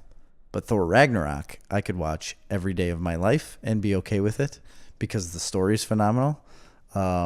It's fun. They made it into super fun. They made it into like a Guardians of the Galaxy-esque type movie, but with Thor and Hulk. It really feels like it's not Jeff Goldblum an offshoot of the Thor franchise. It's not an offshoot of the Marvel movies. It's like its own thing. But it feels like an offshoot of the Guardians of the Galaxy franchise. Yeah. So it feels like it's a side movie to Guardians of the Galaxy. Sure. It really does to me. Yeah, it does. And And so I feel the same way about Infinity War, But really, to be honest. I like how they have the buildup of Thor in it too, like how Thor becomes more of a main character throughout this movie, and in the whole world, in the whole grand scheme of what's happening in Endgame. I think, man, it's so hard now that I think about it. Like, who's gonna have a bigger role? Because Thor is a powerful, dude. He went toe-to-toe with Thanos at the end of that movie and had him dead to rights. Oh, I know he does, and he's with all the Infinity Stones. So if you look at like is he more powerful than Captain Marvel? That's what we don't know. Yes, he 100% is. You think so? Yes, by far. There's a Marvel has a power ranking thing. Actual Marvel does, and he's by far more powerful than she is. Is he more powerful than the Hulk? Yes. I don't believe that. Look at it, Marvel. I don't think there's anybody more powerful than Hulk, because here's the thing with Hulk. The angrier he gets, the more powerful he gets. The more you hit him with, the more powerful he gets. And he's indestructible. I mean, he's unkillable. You can't kill him. Well, Marvel thinks otherwise. Oh. Who do they have as their strongest? Well, I don't know. Well, but we'll I know do that on a podcast. That's a great podcast. That is a good podcast. Anyway, I have Thor Ragnarok beating Avatar, hands down. Really, it really wasn't as much of a fight as it should have been. I totally get it. I feel like maybe you're not giving enough credit to the fact that Avatar, if there had been more Avatar movies and that world had been more realized, you might change your tune. Absolutely, but there wasn't. But so, I mean, they and missed out that's how on they that. screwed themselves up, because they could have had a huge because if you're going head to head on those movies, it's definitely Thor Ragnarok every time. But if there was 6 Avatar movies and they built a Star Wars like universe, you might have a different take. Yeah, I probably would have. And they've got the movies made. They're supposed to be coming out soon, and that may still change my opinion in the future. But as of right now, I think it could for me on that matchup, because while Thor Ragnarok is an immensely entertaining movie, it feels like a one-off. Kind of. Yeah, it is kind of a one-off, but it does build a little bit on backstory of Thor. Okay. So you got Thor Ragnarok. Mine is Thor Ragnarok versus Harry Potter and the Half-Blood Prince. Now this is where I'm gonna have a difficult time. All right. Listen, I'm gonna make you happy here. All right. Because it'd be easy for me to say like, well, the Harry Potter and the Half-Blood Prince isn't the best Harry Potter movie, so I'm just gonna go with Harry Potter as a whole. Which you would do. I would do This is that. like your theme. I want to do that. Oh, I'm not going to do that. How disgusting. I'm not going to do it. You shouldn't. So, because that's not what they have written down here. If I was doing Harry Potter as a whole, I would pick that. But I'm not. I'm doing that particular movie. So then you'd have to do Thor as a whole and not just base it off of Ragnarok. That would hurt Thor, to be honest. Because the second movie sucks. But the first one's pretty good. The first one's pretty good, but it doesn't hold up to any of the Harry Potter movies. If I was going Thor 1 against Harry Potter and Half-Blood Prince, Harry Potter would win hands down. But on a strength scale, I think Thor would win. I don't think so. I would do. Give me a break. Harry Potter is not that strong. He'd Expelliarmus that hammer. Bullshit. Mjolnir would go flying. No, he would not. Yeah, he'd Expecto Patronus. No. Nobody knows what those words are. I don't know, but it is true. Like in the Harry Potter movies, he only knows like 3 spells. It Yeah. feels like. He And says- all of them are like not the best ones. No. They're all like the most. He struggles to have spells, and he's supposed to be like a really strong wizard. But right? later on, he was a kid. He's a dumb kid. Okay. He's an idiot. He beats Voldemort. He's ugly. I don't like him, Chris. I'm gonna go by the numbers that Harry Potter and the Half-Blood Prince is the one I'm taking against Thor, and in that it's just you can't. It's definitely Thor. Yes, it is definitely Thor. If I was doing Harry Potter as a Thank you whole for franchise, finally saying that. I would pick that. But again, it comes down to with Thor Ragnarok, and it's just it's funny. No, Thor Ragnarok. Oh yeah, that's very good. Jeff Goldblum, Valkyrie. Jeff Goldblum is so good in that. I said it once before in a podcast, but I was like, they got Jeff Goldblum in that role, and they like cast him in it by saying like, hey, would you just come and play yourself on a normal Saturday? Like, Yeah. just be Jeff Goldblum, but we're gonna paint your lip silver. Yeah. Like, And he's like, yeah, I would do that. The stuff with him and Loki's great. I don't know. The more I'm sitting here thinking about it, I'm actually leaning the other direction. So I'm going to stop talking about it, and I'm just going to pick Thor Ragnarok because I love Harry Potter, man. Well, I love then it. if you like it so much, then marry it. I'm gonna go with Thor Ragnarok. Okay. But I don't feel good about it. No, I'm glad we're done with that talk because that's silly. Now, in my next bracket down, I have Inception versus Scott Pilgrim. Oh, okay. That's kind Yeah. of tough. It is kind of That's really tough, actually. Jeepers. What did you have? I have Inception versus Skyfall. Ooh, that's tough too. They're both very, very tough. So I like to keep with the themes of comic book type movies because it's like my favorite stuff. And I always talk about Scott Pilgrim being a very good comic booky movie, like a fun, not serious take. And it's not 100% Scott Pilgrim, like it's not 100% by the book. But man, it's so good. I love Michael Cera in that role. I love all of the characters. They're so fun. That movie is so fun. Then you have Inception, where it's just like this wild visual spectacle with something that I've never seen before, where you're going in it's like Matrix times 3, where you just keep going in deeper and deeper into the Matrix and never stop, right? Yeah, Inception is the first time you see that movie, you've never seen anything like it. Yeah, it's so mind-bending. And maybe different now, but when it came out, I couldn't think of any other movie that even come close to being that mind-melting. Right. Maybe Memento. That was a pretty Memento's good one like close, that. I guess. Or Seven or something that had twists and turns to our Butterfly Usual Effect. Suspects. Something like, no. No? Usual Suspects was one there. It was kind of, but this Inception was so deep. It was. It's incredible. The Matrix, I guess you could say. The Matrix before that? Yeah. Oh yeah. Okay, Yeah. so maybe the Matrix, the first Matrix movie, that was pretty on par with it. I'm yeah. saying as far as like being something completely different than you've ever seen before. I agree. I think Inception stands in a little bit of a class of its own because you really haven't seen anything even since then that's Doctor similar Strange. to it. Yeah. Okay. Well, there you go. Nailed one because that is very similar. to it. Yeah. And that's maybe why I like Doctor Strange so much. There's that Matt Damon movie. So where he has the cases. What is that movie? Matt Damon, where he has the cases. He worked. Oh man, what was that movie? You've talked about this once before. No, I think. haven't.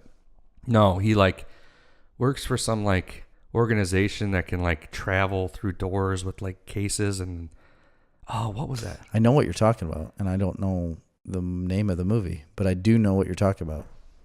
It was kind of similar to that idea. Monsters Inc. Oh, you know what? Another similar movie to that kind of was like, Dark World. I don't know that one. What? Thor: The Dark World? No. Or was it Dark World or Dark City or something like that? Well, anyway, Dark back Man? to my I don't bracket. remember. So I have Inception versus Scott Pilgrim. The more I thought about this and looked at it, I just really feel like Inception is the by far better movie. As much as I like comic book movies and think how fun stuff is, Inception is just so much deeper and better as a movie. Yeah. I think you made the right choice. Yeah, that's the way to go for me. Inception. For me, Inception versus Skyfall. So we've already kind of talked about Inception, why I would have picked that just because it's so groundbreaking. But Skyfall, for me, I've never been that interested in James Bond or James Bond movies, really, until Daniel Craig. Like, I really like Casino Royale, and I thought it was a really interesting, fun, really good take on a darker James Bond, and I liked everything about it. But then when it got to Skyfall, I feel like they took that model and then injected like almost an artistic style that was super cool. So you never got into the whole Pierce Brosnan era? Yeah, I liked all of them. Oh, for sure. I'm not saying. Who doesn't like those movies as an action movie? Yeah, exactly. But I love them. They felt like that action movies, like spy action movies. Like, oh, you can rely on this James Bond movie. It's going to be a good spy action movie. Yeah, for sure. Skyfall felt different. It felt artistic and intriguing and interesting. And, Yeah. it was just a really cool movie. Both of those movies, by the way, Inception and Skyfall, I've probably only seen once, each one, originally. I don't think I've gone back and rewatched either one of them.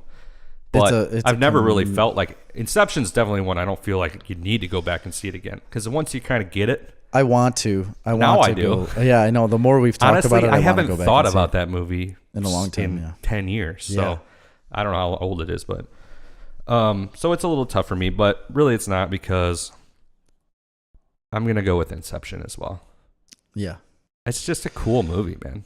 And like I said, I think there's just more to it. I remember so much more to that movie that you can hold on to, that you can love, that you can like try to dig into and try to figure out. There's so many parts of this movie that you're trying to figure out compared to a really upfront, like, yeah, a really well done, but a by the numbers kind of James Bond movie. Yes. The one kind of cool thing I remembered about Inception is I never saw it in theaters. We rented it. My whole family. It was like over Thanksgiving or something.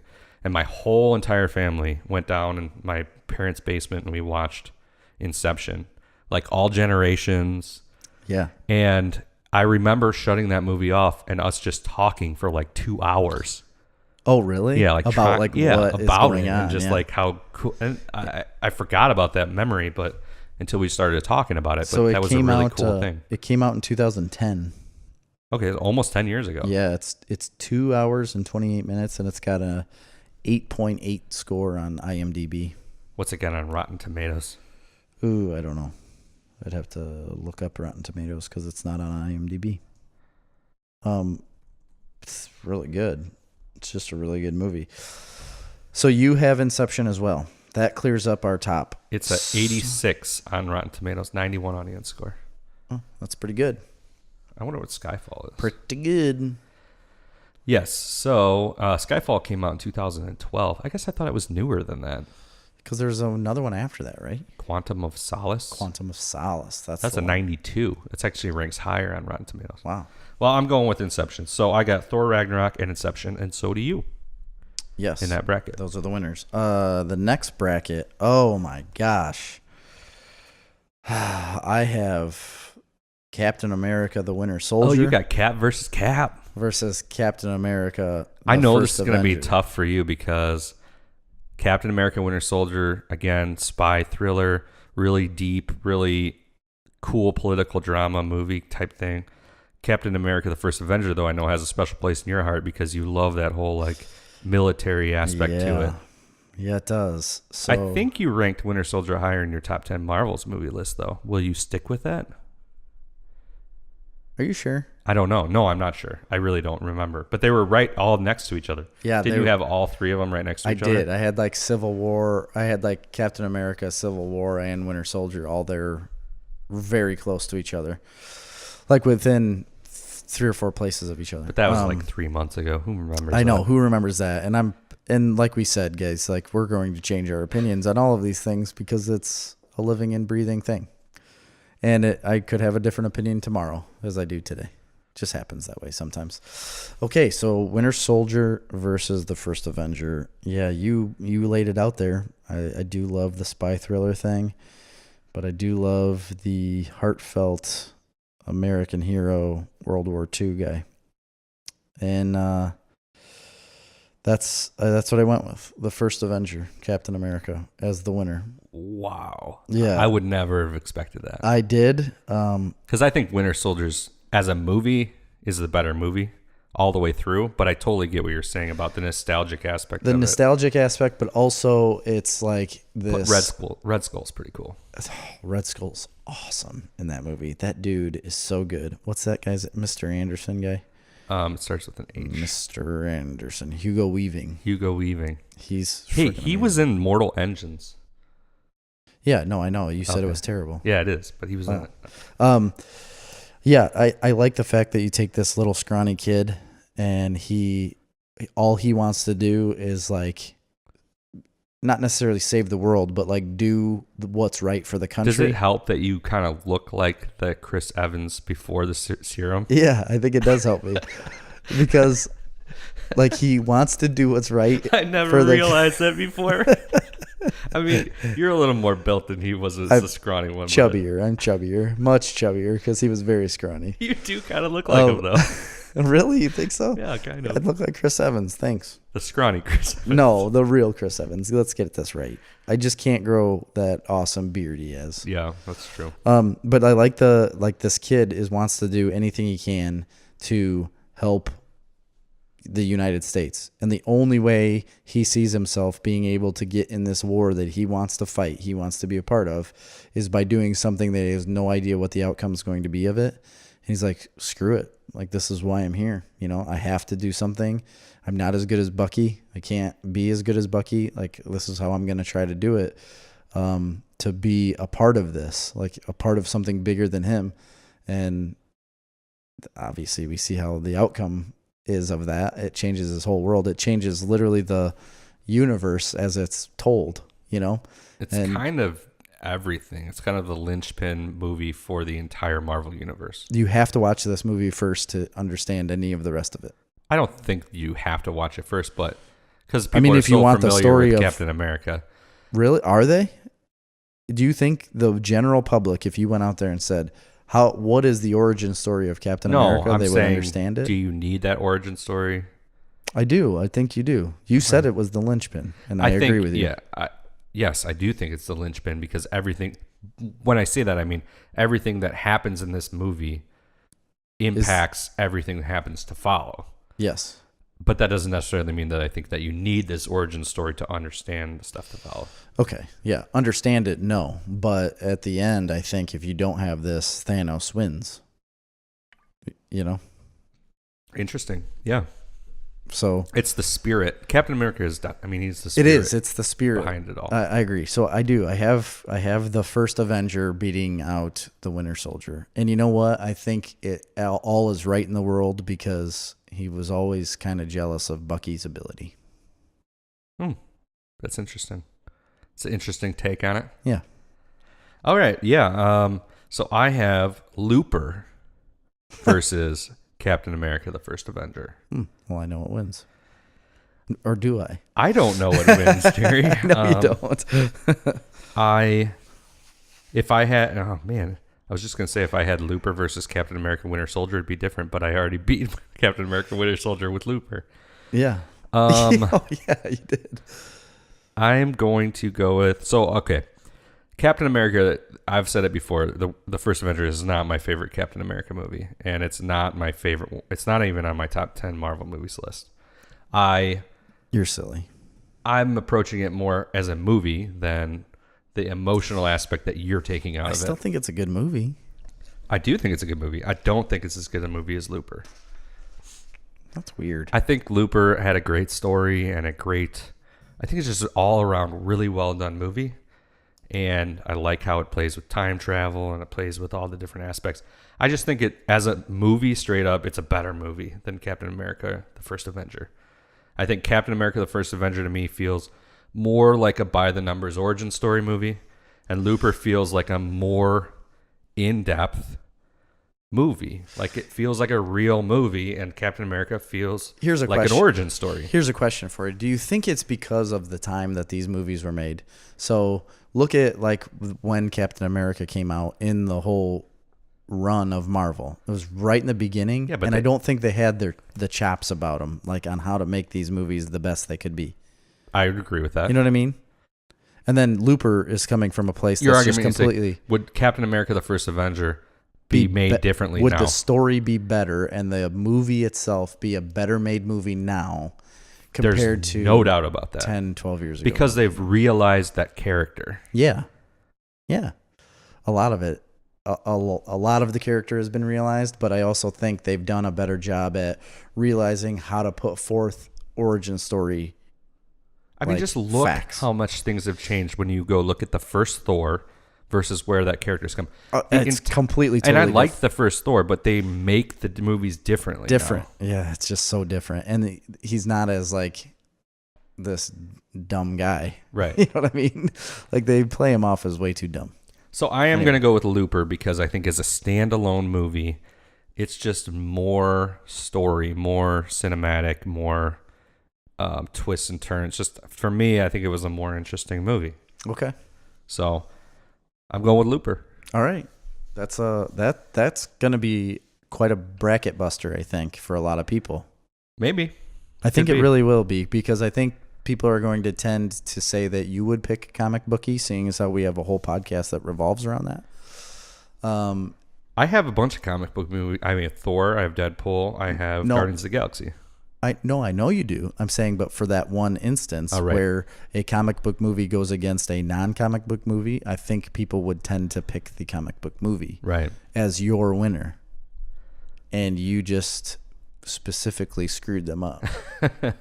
So that's probably true. Next part of the bracket, final part right here. This is the end of round 3. We as both we know have it. the same movies. Toy Story 3 versus Spidey. Into the Spider-Verse. I'm going to be honest, Jerry. I think maybe this is going to be one of the hardest picks for me. It's not for me. I know it's not going to be for you. No, it's not. I think this is going to be one of the harder picks. I think they're both different, completely different movies. Yeah, they are. If I was going nostalgic, like I did with Captain America, I would pick differently. But see, I go the opposite way. If I'm going nostalgic, I'm probably picking differently. Yeah, probably you probably are. But if I was thinking like childhood wise, I would pick differently. But I'm thinking of, and it's weird. I guess I don't have like the right, like a specific matrix on picking these things. You know what I mean? Right. It's just how I feel about each movie, and this movie is better than the other one. So, what are you picking? Spider-Man, Into the Spider-Verse. You're picking Spider-Man, okay. It's just something I've never seen before. I've never seen a collaboration of the same character in a movie. Like, if they could bring 5 different Batmans into the same movie and make a movie like this, I would be okay with death tomorrow. I'd be like, no, because what are they going to make next? I mean, if you They couldn't, die, you don't they know couldn't make anything better. If they could bring Batmans from different universes together to fight an overall bad guy like the Joker from Death of the Family. Like if they could bring that Joker into this and all these Spider-Man or all these Batmen fight him, and holy cow, I don't even know how I would even handle that. I think I don't know. But they did this with Spider-Man. Right. And they did it with a kid trying to learn his powers. It was an origin story of him.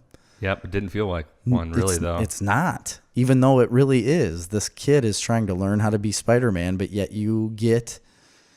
Well, how many is there? There's 2 different Peter Parkers. There's Gwen, Noir, the Japanese one, and Peter Porker. Yeah. That's incredible to me that you could throw all these people that are the same character into one movie and make it so good. Yeah. And then the animation, I don't even know how you do that animation. At some points it looks like real people. And at other points it's like perfectly comic book.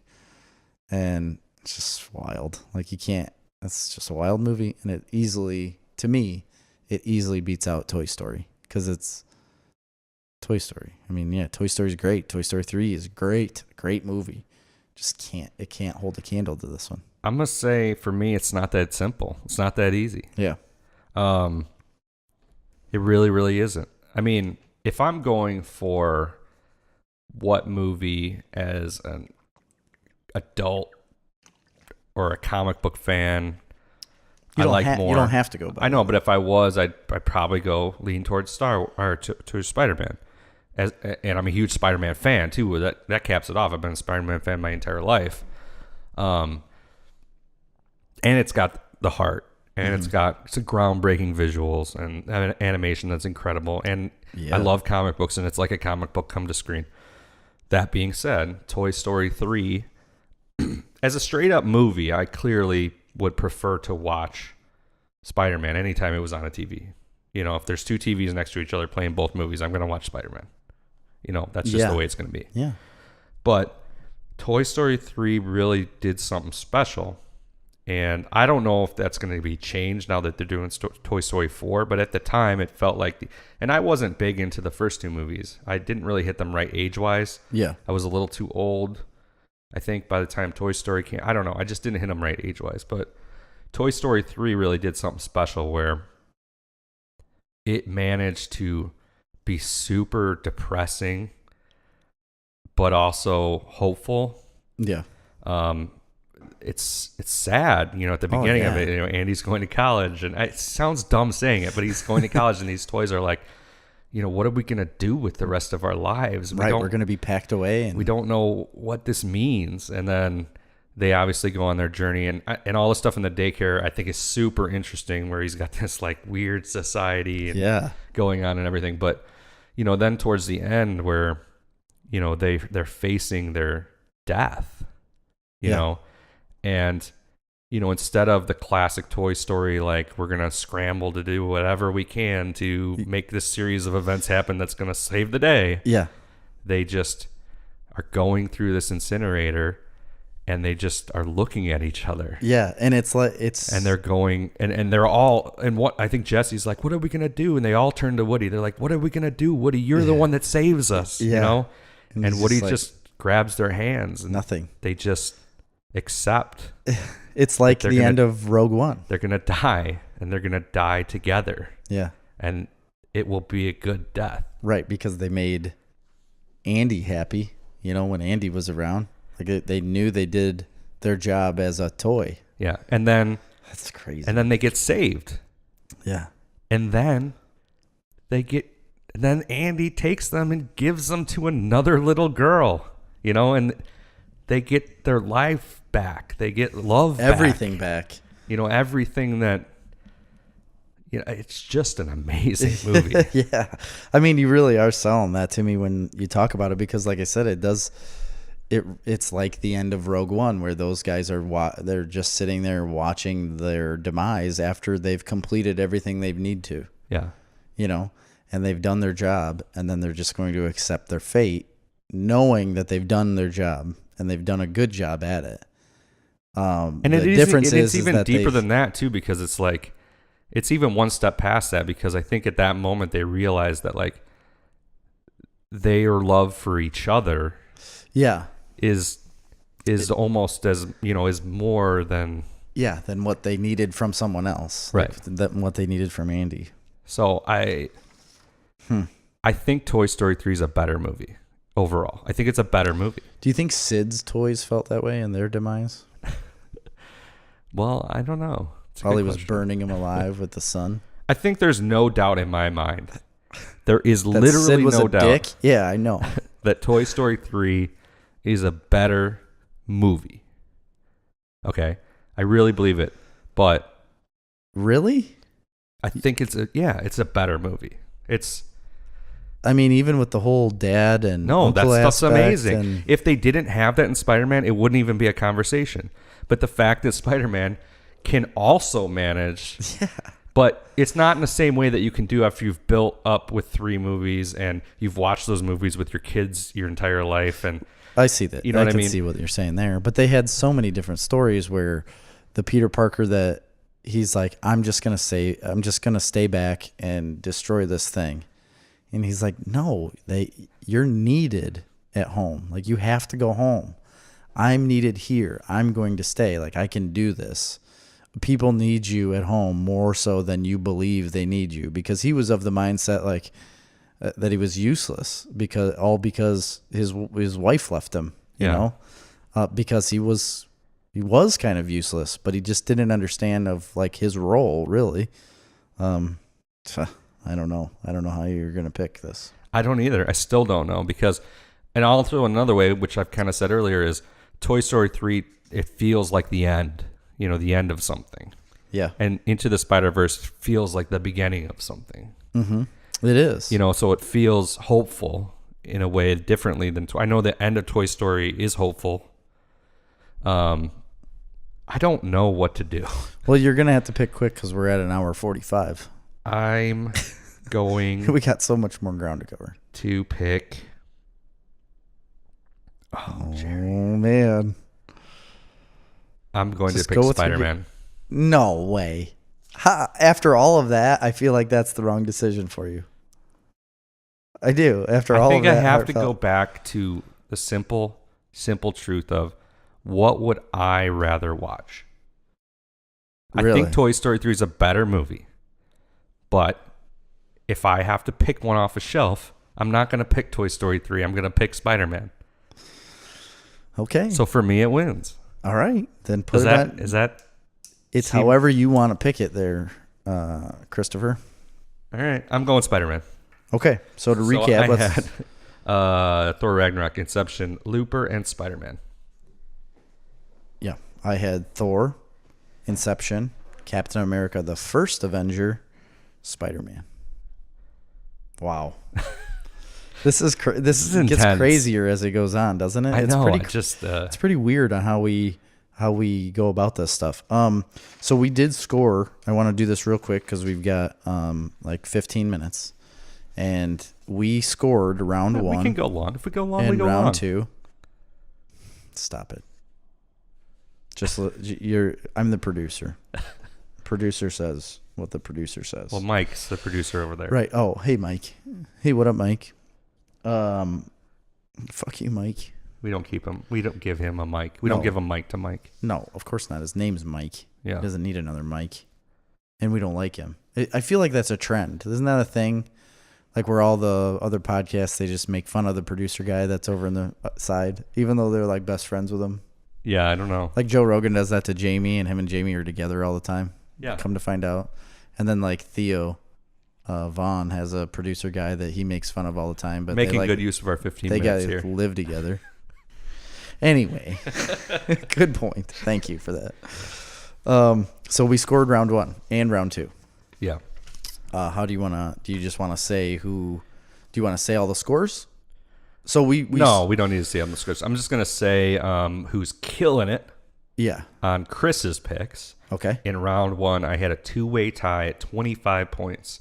25 out of what? 36, right? 36. 32. Sorry. No, 32 in round one and two. Yeah, so round one, there was 32 points possible. I had a tie for 25 points each between Erica and Alex. Yeah. Close second was a two-way tie between Maggie and Zach and Dude. And rounding off as with a pathetic score of 18 was Heather. Heather. Oh, sorry. No. Three-way tie of Dude, Maggie and Zach, and Ian. Wait. Ian, they all tied for second place. So they were really close. So 25. Erica and Alex had 25. Dude, Maggie, and Zach, and Ian had 23. Wow. Okay. Heather had 18. No, and 8, wasn't it? No, 18. Oh, okay. In the first round. I thought it was 8. We'll get there. Oh, 18 okay. in the first round, and Jason had 20. All right. I had one clear winner in round one. Yeah. There was no tie for the winner. The winner of round one for me was Alex. He had 28. 28. Yeah. So, And like, you and him are of the same mind. we are of one. And almost. And then there was a two-way tie for second between Ian and Erica. They both had 26. Oh, that's pretty close, yeah. And then Maggie and Dude that had 25. And then Heather was there with 13. Heather, 13. Yeah. What are you doing? Heather, you're really trailing. You're going to have to come back The here. biggest thing that Heather needs to understand. Oh, and Jason was in there with 23. But what Heather needs to understand, and I'm not taking anything away from you because you like what you like. We don't like real horror stuff. We're not big on horror. And if you're trying to match the bracket, don't pick the horror stuff. But round one's done, so that kind of screws up your rounds after that a little bit. Maybe. We'll see. You know. So, if I went to round two, I had one clear winner at 22 was Erica. Wow, that's So low. she got 25 in the first one. She got tied for first in the first one. And then she was first in the second round at 22. Alex trailing behind her at 20. So pretty close. So Alex and Erica are neck and neck in my bracket. Third was a tie between Maggie and Dude at 16. So that's quite a bit down there. Yeah. And then Ian at 14. And then Jason at 12. Ooh. And then Heather. You pulled an 8. Yeah. You pulled an 8 ball. An 8. Yowza. No, we don't have the same taste, apparently. Yeah, that's apparent. I had one clear winner again for round 2, and that was also Erica Fry. She got 28 on the second round. That's like almost perfect. That's almost perfect. What did she get in the first round? The first round she got 26. She was tied for second. Wow, so she's a clear front runner. Yeah. Well, how do you know? You don't know what Alex got second. Okay. What did Alex get? Alex didn't even come close with a 16. Okay. In the second round, him and Dude and Alex got 16. But Maggie had 26. Ian had 24. So it'd be Erica and Ian are the top 2 right now in this bracket at the moment. And then Jason had 18. And then there was Heather. Oh, Heather. I'm not trying to rag on you or be mean, but you had a 10 in my bracket. It's better than mine. It was just by 1 because we scored round 2 with 2 points each. Yeah. So she only had 1 better. That means you only got 5 picks right. And we did obviously round. We just did our round 3 picks. We'll score those up, but we'll announce them next week. Of course, you guys can score them on your own, but sure, you don't know what other people got. So no, but you know what you got. So it was that was quite the showing. I was surprised at a lot of these, and I thought, man, when I was scoring Ian's, I thought Ian was like rocking and rolling, and Erica was too. They knew what they were doing. It's still anyone's game, really. On my bracket, Erica and Alex are really neck and neck. Dude's up there. Maggie's up there. So it's really anyone's game because as we go further here, they're just worth more and more points. So, it really is. The next round they'll be worth 3 each. Heather could win. She could everything after this. Definitely could. He's shaking his head now. No, I just don't think we're of the same mindset on these movies. That's fine. I mean, when you have The Conjuring going to like the 3rd round, it's just not gonna work for you. Jason had a lot of horror stuff too. Yeah, Jason, that surprises me. Mr. Steffes, I didn't know you liked the horror stuff. Did you? No. Well, yeah, I guess I did. But again, people, you got to pick our brackets. Right. We're all that matter. Yeah, we are the golden gods of the Snarf universe. Is that what we are? Well, we got 9 minutes. You want to do what's in the box? What's in the box? I like this portion a lot. Man, it's going to take way more than 9 minutes, but yeah, that's fine. We'll go. Oh, now it's fine? Well, I like what's in the box. What's in the box, Jerry? What's I first? I don't. Ooh, Amazing Spider-Man Annual number 1. Ooh, it's an annual. What year is this from, Gerald? I don't know. 20, let's say 2014. Nope. It's not that old. September 2018. Oh, wow. No, it's not very old at all. These are pretty new. So we got a cool, Amazing Spider-Man, black suit and all. Yeah, black suit. I love black suit Spider-Man. Is that black suit we're going Spider-Man? to see? Yeah. We're going to see a black suit Spider-Man coming up in Far From Home. Oh, well, that's it's it's not really the black like suit. Stealth suit. Oh, it is. That's what it is, right? Yeah. But this looks like a Venom inspired suit. It is, I think. A symbiote suit. Symbiote? Symbiote? I thought it was symbiote. Well, in either case.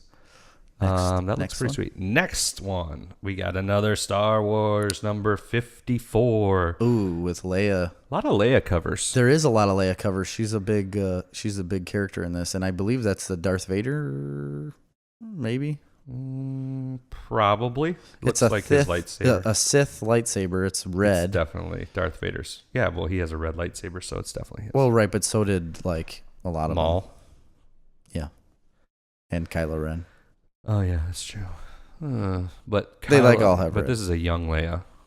It is. And correct. So she probably hasn't had Kylo yet. No, I don't think she's birthed anyone yet. Spoilers. Oh, this one's just for you, Gerald. Supergirl? Batman, Ooh. number 55, with Nightwing on the cover. He's and so cool. Some mummy zombie type characters. Yeah, I don't know what those guys are. No, I don't know. I'll have to read this. It's a cool cover, though. That's a really neat cover. Yeah, it is. Man, these cover artists, They know what they're doing. they really do. And I bet you they're really expensive. I don't know. Maybe. I think they are more expensive. Like, I think they charge quite a bit of money for Depends covers. how famous they are. Like, if you got Jim Lee to do your cover, you're probably going to pay him. I thought that's what we boatload. were going to do, is get like a Jim Lee Yeah. or Well, that's the plan. a Todd McFarlane. Yeah. I watch him draw all the time. Have you ever watched Yeah, his I do. Instagram stuff? He posts a lot of videos on Instagram of him drawing, and it's so fun to watch. I'm pretty much obsessed with Jim Lee, though. He's Have you ever watched him? He does Yeah. a Twitch stream. he's the best. Yeah, he's really fun to watch. He's got some. There's a great stories with Jim Lee. I think it's an interview on Fat Man on Batman. I'm not sure where. He was interviewed down there. And it was when he was younger. He'd stay in his bedroom and just draw like until his hands bled. Oh my gosh! Yeah, And then that he'd was- go out for a run, and the whole run he'd just go Miller, burn, Miller, burn, Miller, burn, Miller, Oh my burn, over and over again. gosh. And then he'd come back the next day and not leave his room ever, never, other than like to go for a run and draw the next day till his hand bled. Whoa. Like as a kid or a teenager, I don't know if he was a teenager or like in his late teens or Wasn't his there early like 20s. a big problem? Like his dad didn't like the fact that he was drawing. It Definitely. was kind of like it was stereotypical in the way of like he was supposed to be like a medical student, or Right, something like that. follow the family business. He's and then he went on to be founder of Image Comic, one of the founders of Yeah. Image Comics, and now he's A huge. is he the creative director for Marvel or DC? No, DC. He's still a okay. DC guy. Anyway, Yeah.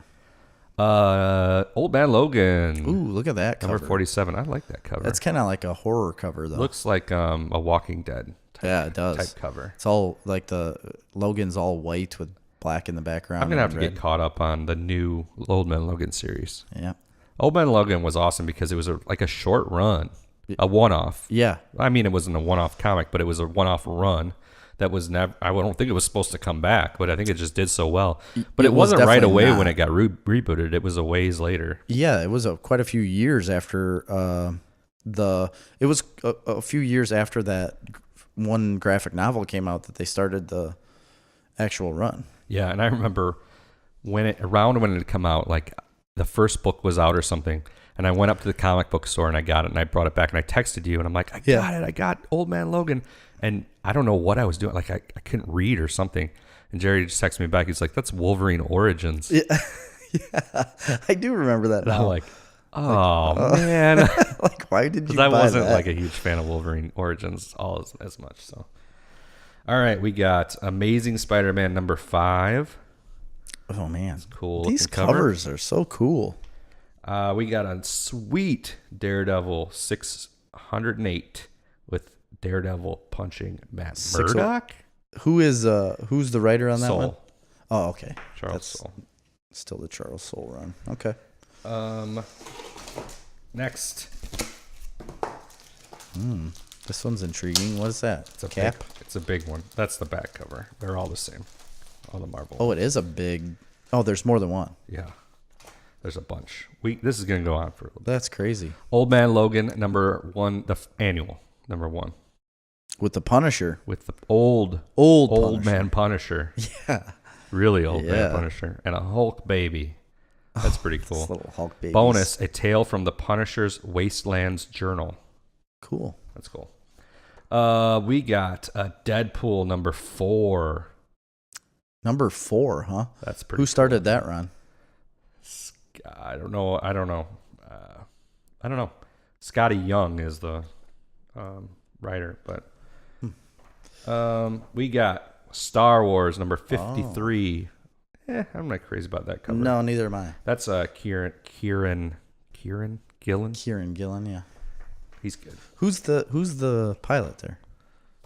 Who is that? It looks like Han Solo. It doesn't does look like Han in an X-wing like suit. I'm really not sure. We got The Walking Dead number 183. Oh, You're not a big Walking Dead I'm guy. just so. not. I'm sorry. Batman number 54. Now look at that. Batman, Robin, Nightwing, Tom King. That's how you make a cover. We got just another one here, a single bag. This Tom King run of Batman's very good. I don't know why it took me so long to start reading it, but he turns out he knows how to write a book. Yeah. Daredevil Annual number 1. Ooh, that's cool too. That's a cool cover. It looks like we got a Misty Knight, maybe? That's what I was going to ask. Yeah, because she's got that bionic it's arm. Misty Knight. Yeah. Cool looking cover there. We saw her arm at C2E2. Yeah, we did. We saw her real arm. 'Cause Yeah. she's a real person. Yep.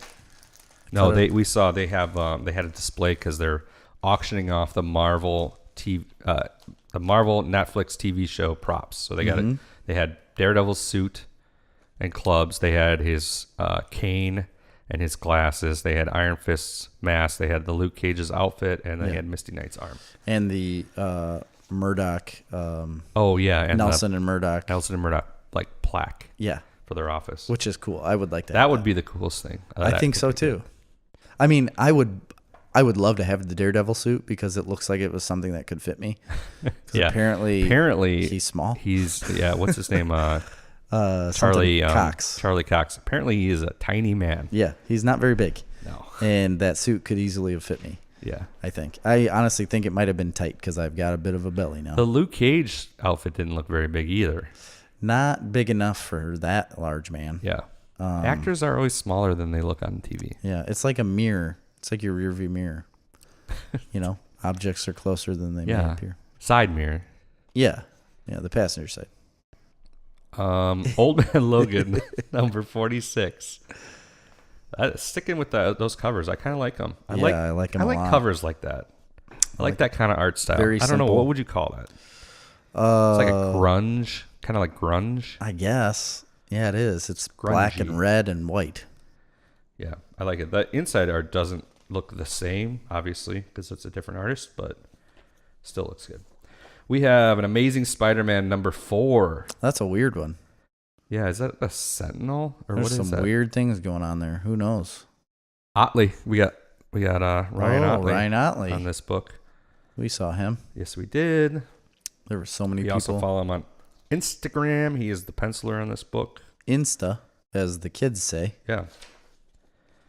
You That's know, cool you looking kids. We got a Daredevil 607. Ooh, that's a cool cover. That's like an old Ron Howard look. So it's got him in the reflection of his glasses is Daredevil's face, which is cool. Me and Jerry wrote a little comic book called Fourth Reich. Yeah, and we did that. We did that before this book. Yeah, way before this book. And we had a kind of a battle with the art, not a battle with the artist, but he could not understand what we were saying because we were trying to get him to draw the reflection of an entire devastated city in the sunglasses.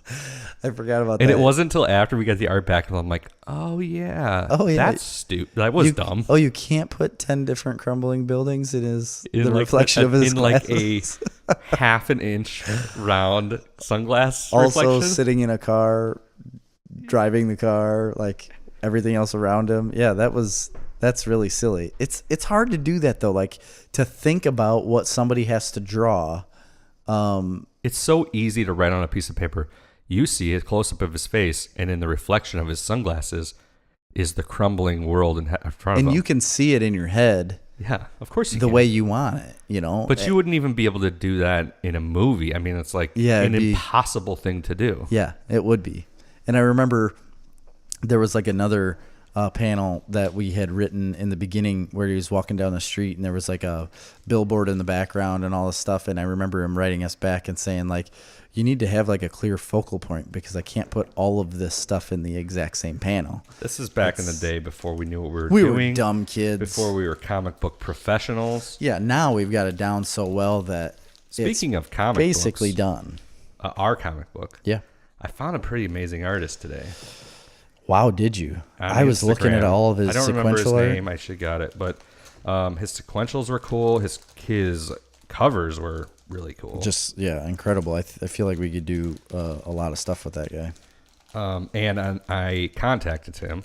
I saw you had comments. I asked if he did sequential work for hire, and he of course does, because why wouldn't you?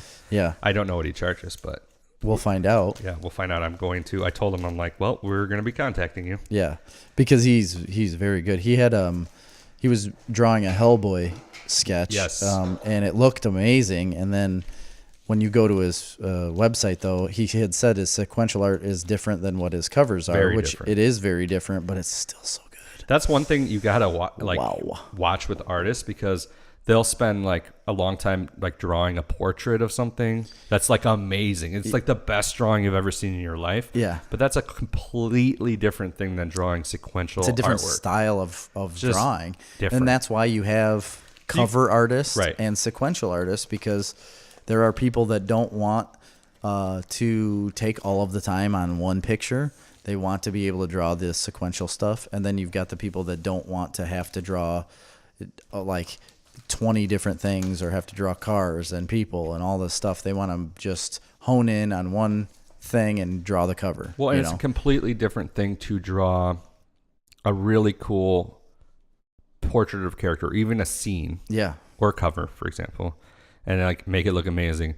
But the difference is, in a sequential, in the pages, you have to it's not about drawing only, it's also about telling the story visually. Yep. They're completely different skill sets. Yes. So a lot of artists can draw an amazing single page. Yeah. Or an amazing cover, or an amazing sketch of a character. But they can't tell the story. But it's you could, and I think that you'll notice that a lot, like some of the best visual storytelling is not great artwork. Yeah. On some like different older books and stuff like that. Oh yeah, for sure. And then you get a book that has this beautiful cover or beautiful splash pages, for example, but it's hard to follow the story because it just doesn't work. Right. It doesn't work.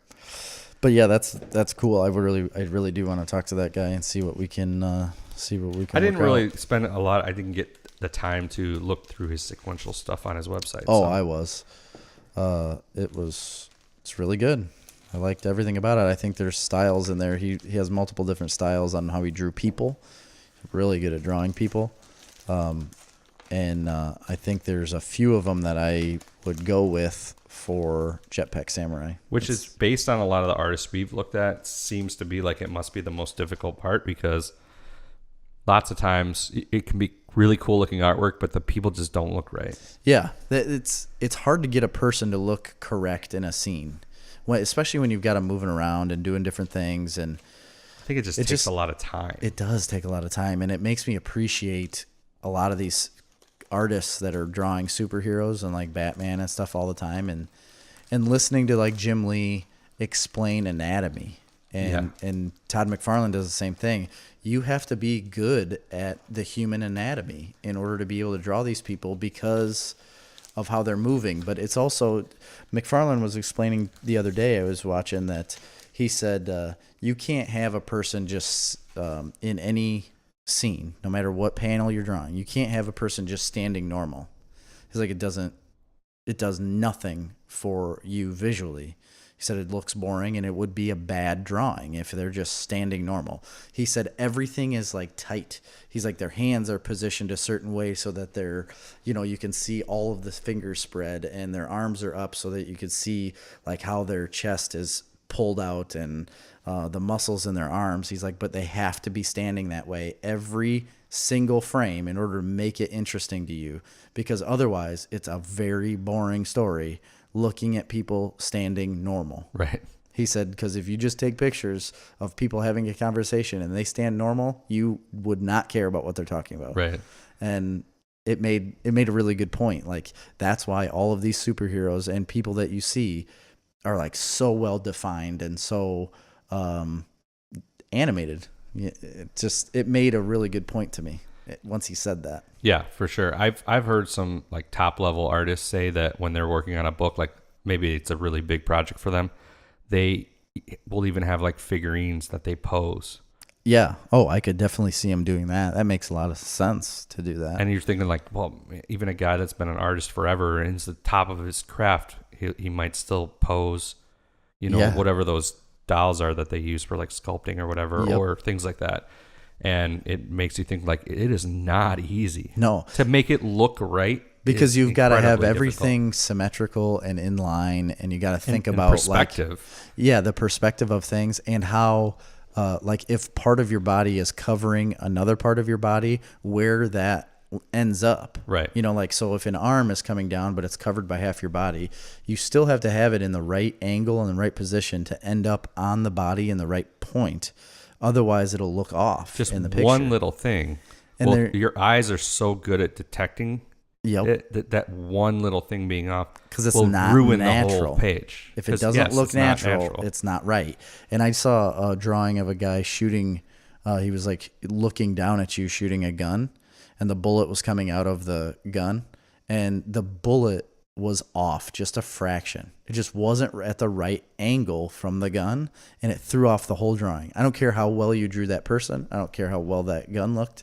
The bullet was off. That's all I could notice. And I was like, ugh, come on, man. Yeah. You had to have seen that, you know, but he we're- didn't. But And we're not going to be that critical. when no, we I'm just are saying, but artists. it catches that one catches thing, your attention, just that yeah. little angle that most people would never think of. That angle was wrong, and you could tell, and it made the drawing different because of it, you know. And that's the stuff that they have to think about that I certainly do not have to Right. when I'm writing about it. when you're writing a post-apocalyptic world in the reflection of sunglasses. That's so funny that we did that. It just shows you. Hey, I just thought we could take those pages from our first book and they could be Patreon extras. Absolutely, I think you guys would really enjoy them because I think it's It a was good story. a huge learning experience for us. And then I Yeah. thought about it more, like we're haven't- we're working really hard. I mean, not that hard, but we're really trying to write this script. Yeah. We're doing this podcast, but we have a perfectly good script just sitting on the shelf. Why aren't we trying to find an artist for that? There's Yeah, no I don't know. reason. There really isn't. I think it's more of you just attacking me and saying like I don't like your original story. Well, I mean, to be fair, and we wrote the pushing it story down. together. Yeah. Oh, that's right. That's true. Yeah, good point. Okay. No, I don't know. I don't know why we've never done that. I think we got scared because it is such a broad story and it's a big. But I'm less scared now of that. I am too. Because I know that we don't need to do that. We can make 4 issues and we can just wrap up whatever we need to do. Right. And we don't. And how about let's just concentrate and worry about getting one issue out rather than the next 10 or Right. any others, really, other than one. Because like Robert Kirkman said, why are you worried about writing issue 2 when you haven't even put out issue 1? I'd like to go back over that script now that I do honestly feel like we know a lot more now. Yeah. I would say, though, We have to take the reflection out of those glasses. yeah, that. But no, what I would say is that we need to concentrate on one thing before we Definitely. get into it. No, I mean, for sure. So, you wrote a lot recently. We don't have that many 2. pages left. No, there isn't very many at all. We just need to Probably only like 6 or 7 pages go left through to them do. with a fine-tooth comb. Yeah, there's a lot of rewriting that we'll have to go through and do. which is but fine. I think that part's just as fun. It's easier, I think. Oh yeah, you've got it all carved out. You just have to kind of tweak it a bit. Right. So, I don't think Fourth Reich, our original story, was bad. I don't think It our was certainly writing was easier to write. bad. I haven't I went felt back. like we had an easier time writing that than we're having on this one. I agree, but we were also in a different part of life. Yeah. You know, That though definitely felt like I was it definitely in a flowed different part of. easier. It was not that this doesn't, but it definitely felt like you could sit down. Maybe we just had more time or something. I don't know. Maybe, but I don't know. I think maybe we just knew where it was going. Right. This one, Well, it's all outlined though. I mean, we know exactly where it's going. yeah, that's true. Yeah, I don't know. It's literally like outlined every page what you have to write, but it's hard to do. I just meant as a story, like a broader story to begin with. I You think- know what I think it is, though, actually? Is that we would meet. Remember, we would meet Yeah. and outline things together. we would and outline we each would- page. And then we'd give each other pages and then go back and write them. And then we'd come back and talk about those pages. See, instead and of doing redo a that. podcast, we were meeting and doing that. Yes, now we're exactly. meeting and doing a podcast, and we're not even really talking about it. We're just Right. writing whatever on our own. Yep. And We had Not that there's anything wrong with that. It just was easier to do when we had it broke down. Because we'd go meet on a page. We'd have an outline for that page. And then we'd outline each panel, really. Yeah, we would. We'd break it down panel by panel on what we wanted to have happen. And then all we had to do really was fill in the dialogue. And that's what we did. We'd go back and write it out and then come back and we'd have our 3 or 4 pages that we said we would write done. And we'd talk about it and then go on to the next set. Yeah. And I think that worked really well. Yeah. And we could still do that, but I don't think we necessarily need to do that with this one because we've already got it hashed out. And you did the outline for it, so we can just sit down and do it. But like I said, I think we're in a different part of life because I also worked a swing shift and had an afternoon shift where if there was nothing around, I would take my computer and write. Apparently it's frowned upon to take your personal computer to work and ignore all responsibility and just write. So I haven't done that. Just have your notebook under the table. That's something I do need to do, though, and I never really thought about that because the government computer won't let me get on Google Drive.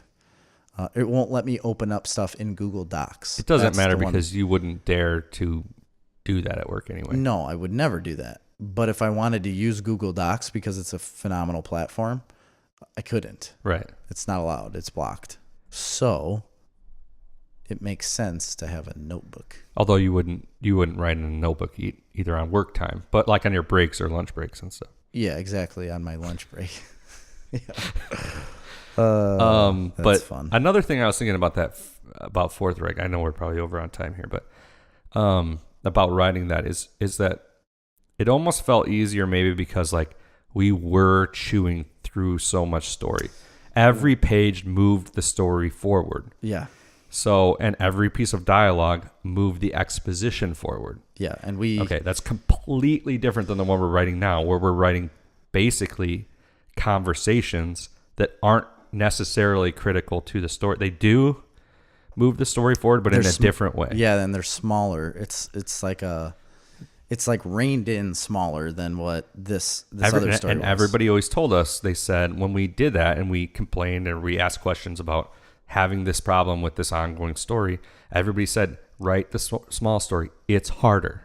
Yeah. And it will make you a better writer. Yeah. And I believe that. And I believe that we were chewing through way too much story because I think that would end up being bad for us in the long run. Well, I think ultimately it was because it was easier for us to chew through plot and exposition than it was to make characters relevant to each other. Yeah. You know what I mean?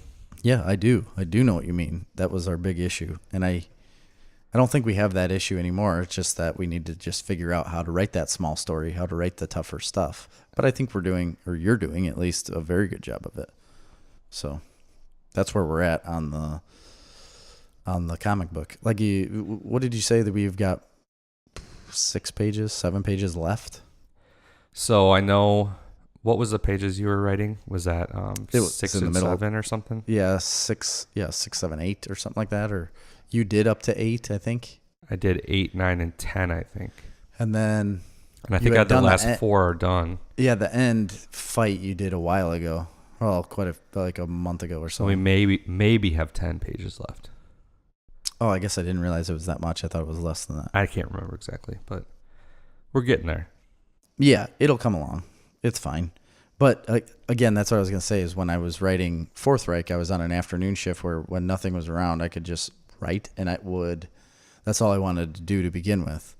But like when you were writing during the day the other day, it just like was easy for you to do and it came out so much better. Writing at 9:30, 10 o'clock at night is not brutal easy to do. Yeah, so that's what I did in the middle of the day, probably about 10 a.m. I got some stuff done in the morning, 10 a.m. I'm like, okay, I'm going to write. I wrote probably till 2. But you know, it's hard. It shoots like most of your work day. Yeah, exactly. And it's gone. And I can't really do that, but I mean, I own my own business, so I can do it and I'm not going to get in trouble. Yeah. But I can't do that because I'm ignoring things that I need to be doing. Right. You have other obligations that need to be done. But I mean, I feel like this one is just much more important than anything else in your life at this point, you know? Yeah. Yeah, I feel like that So- too. I really honestly do. I want it to be that way.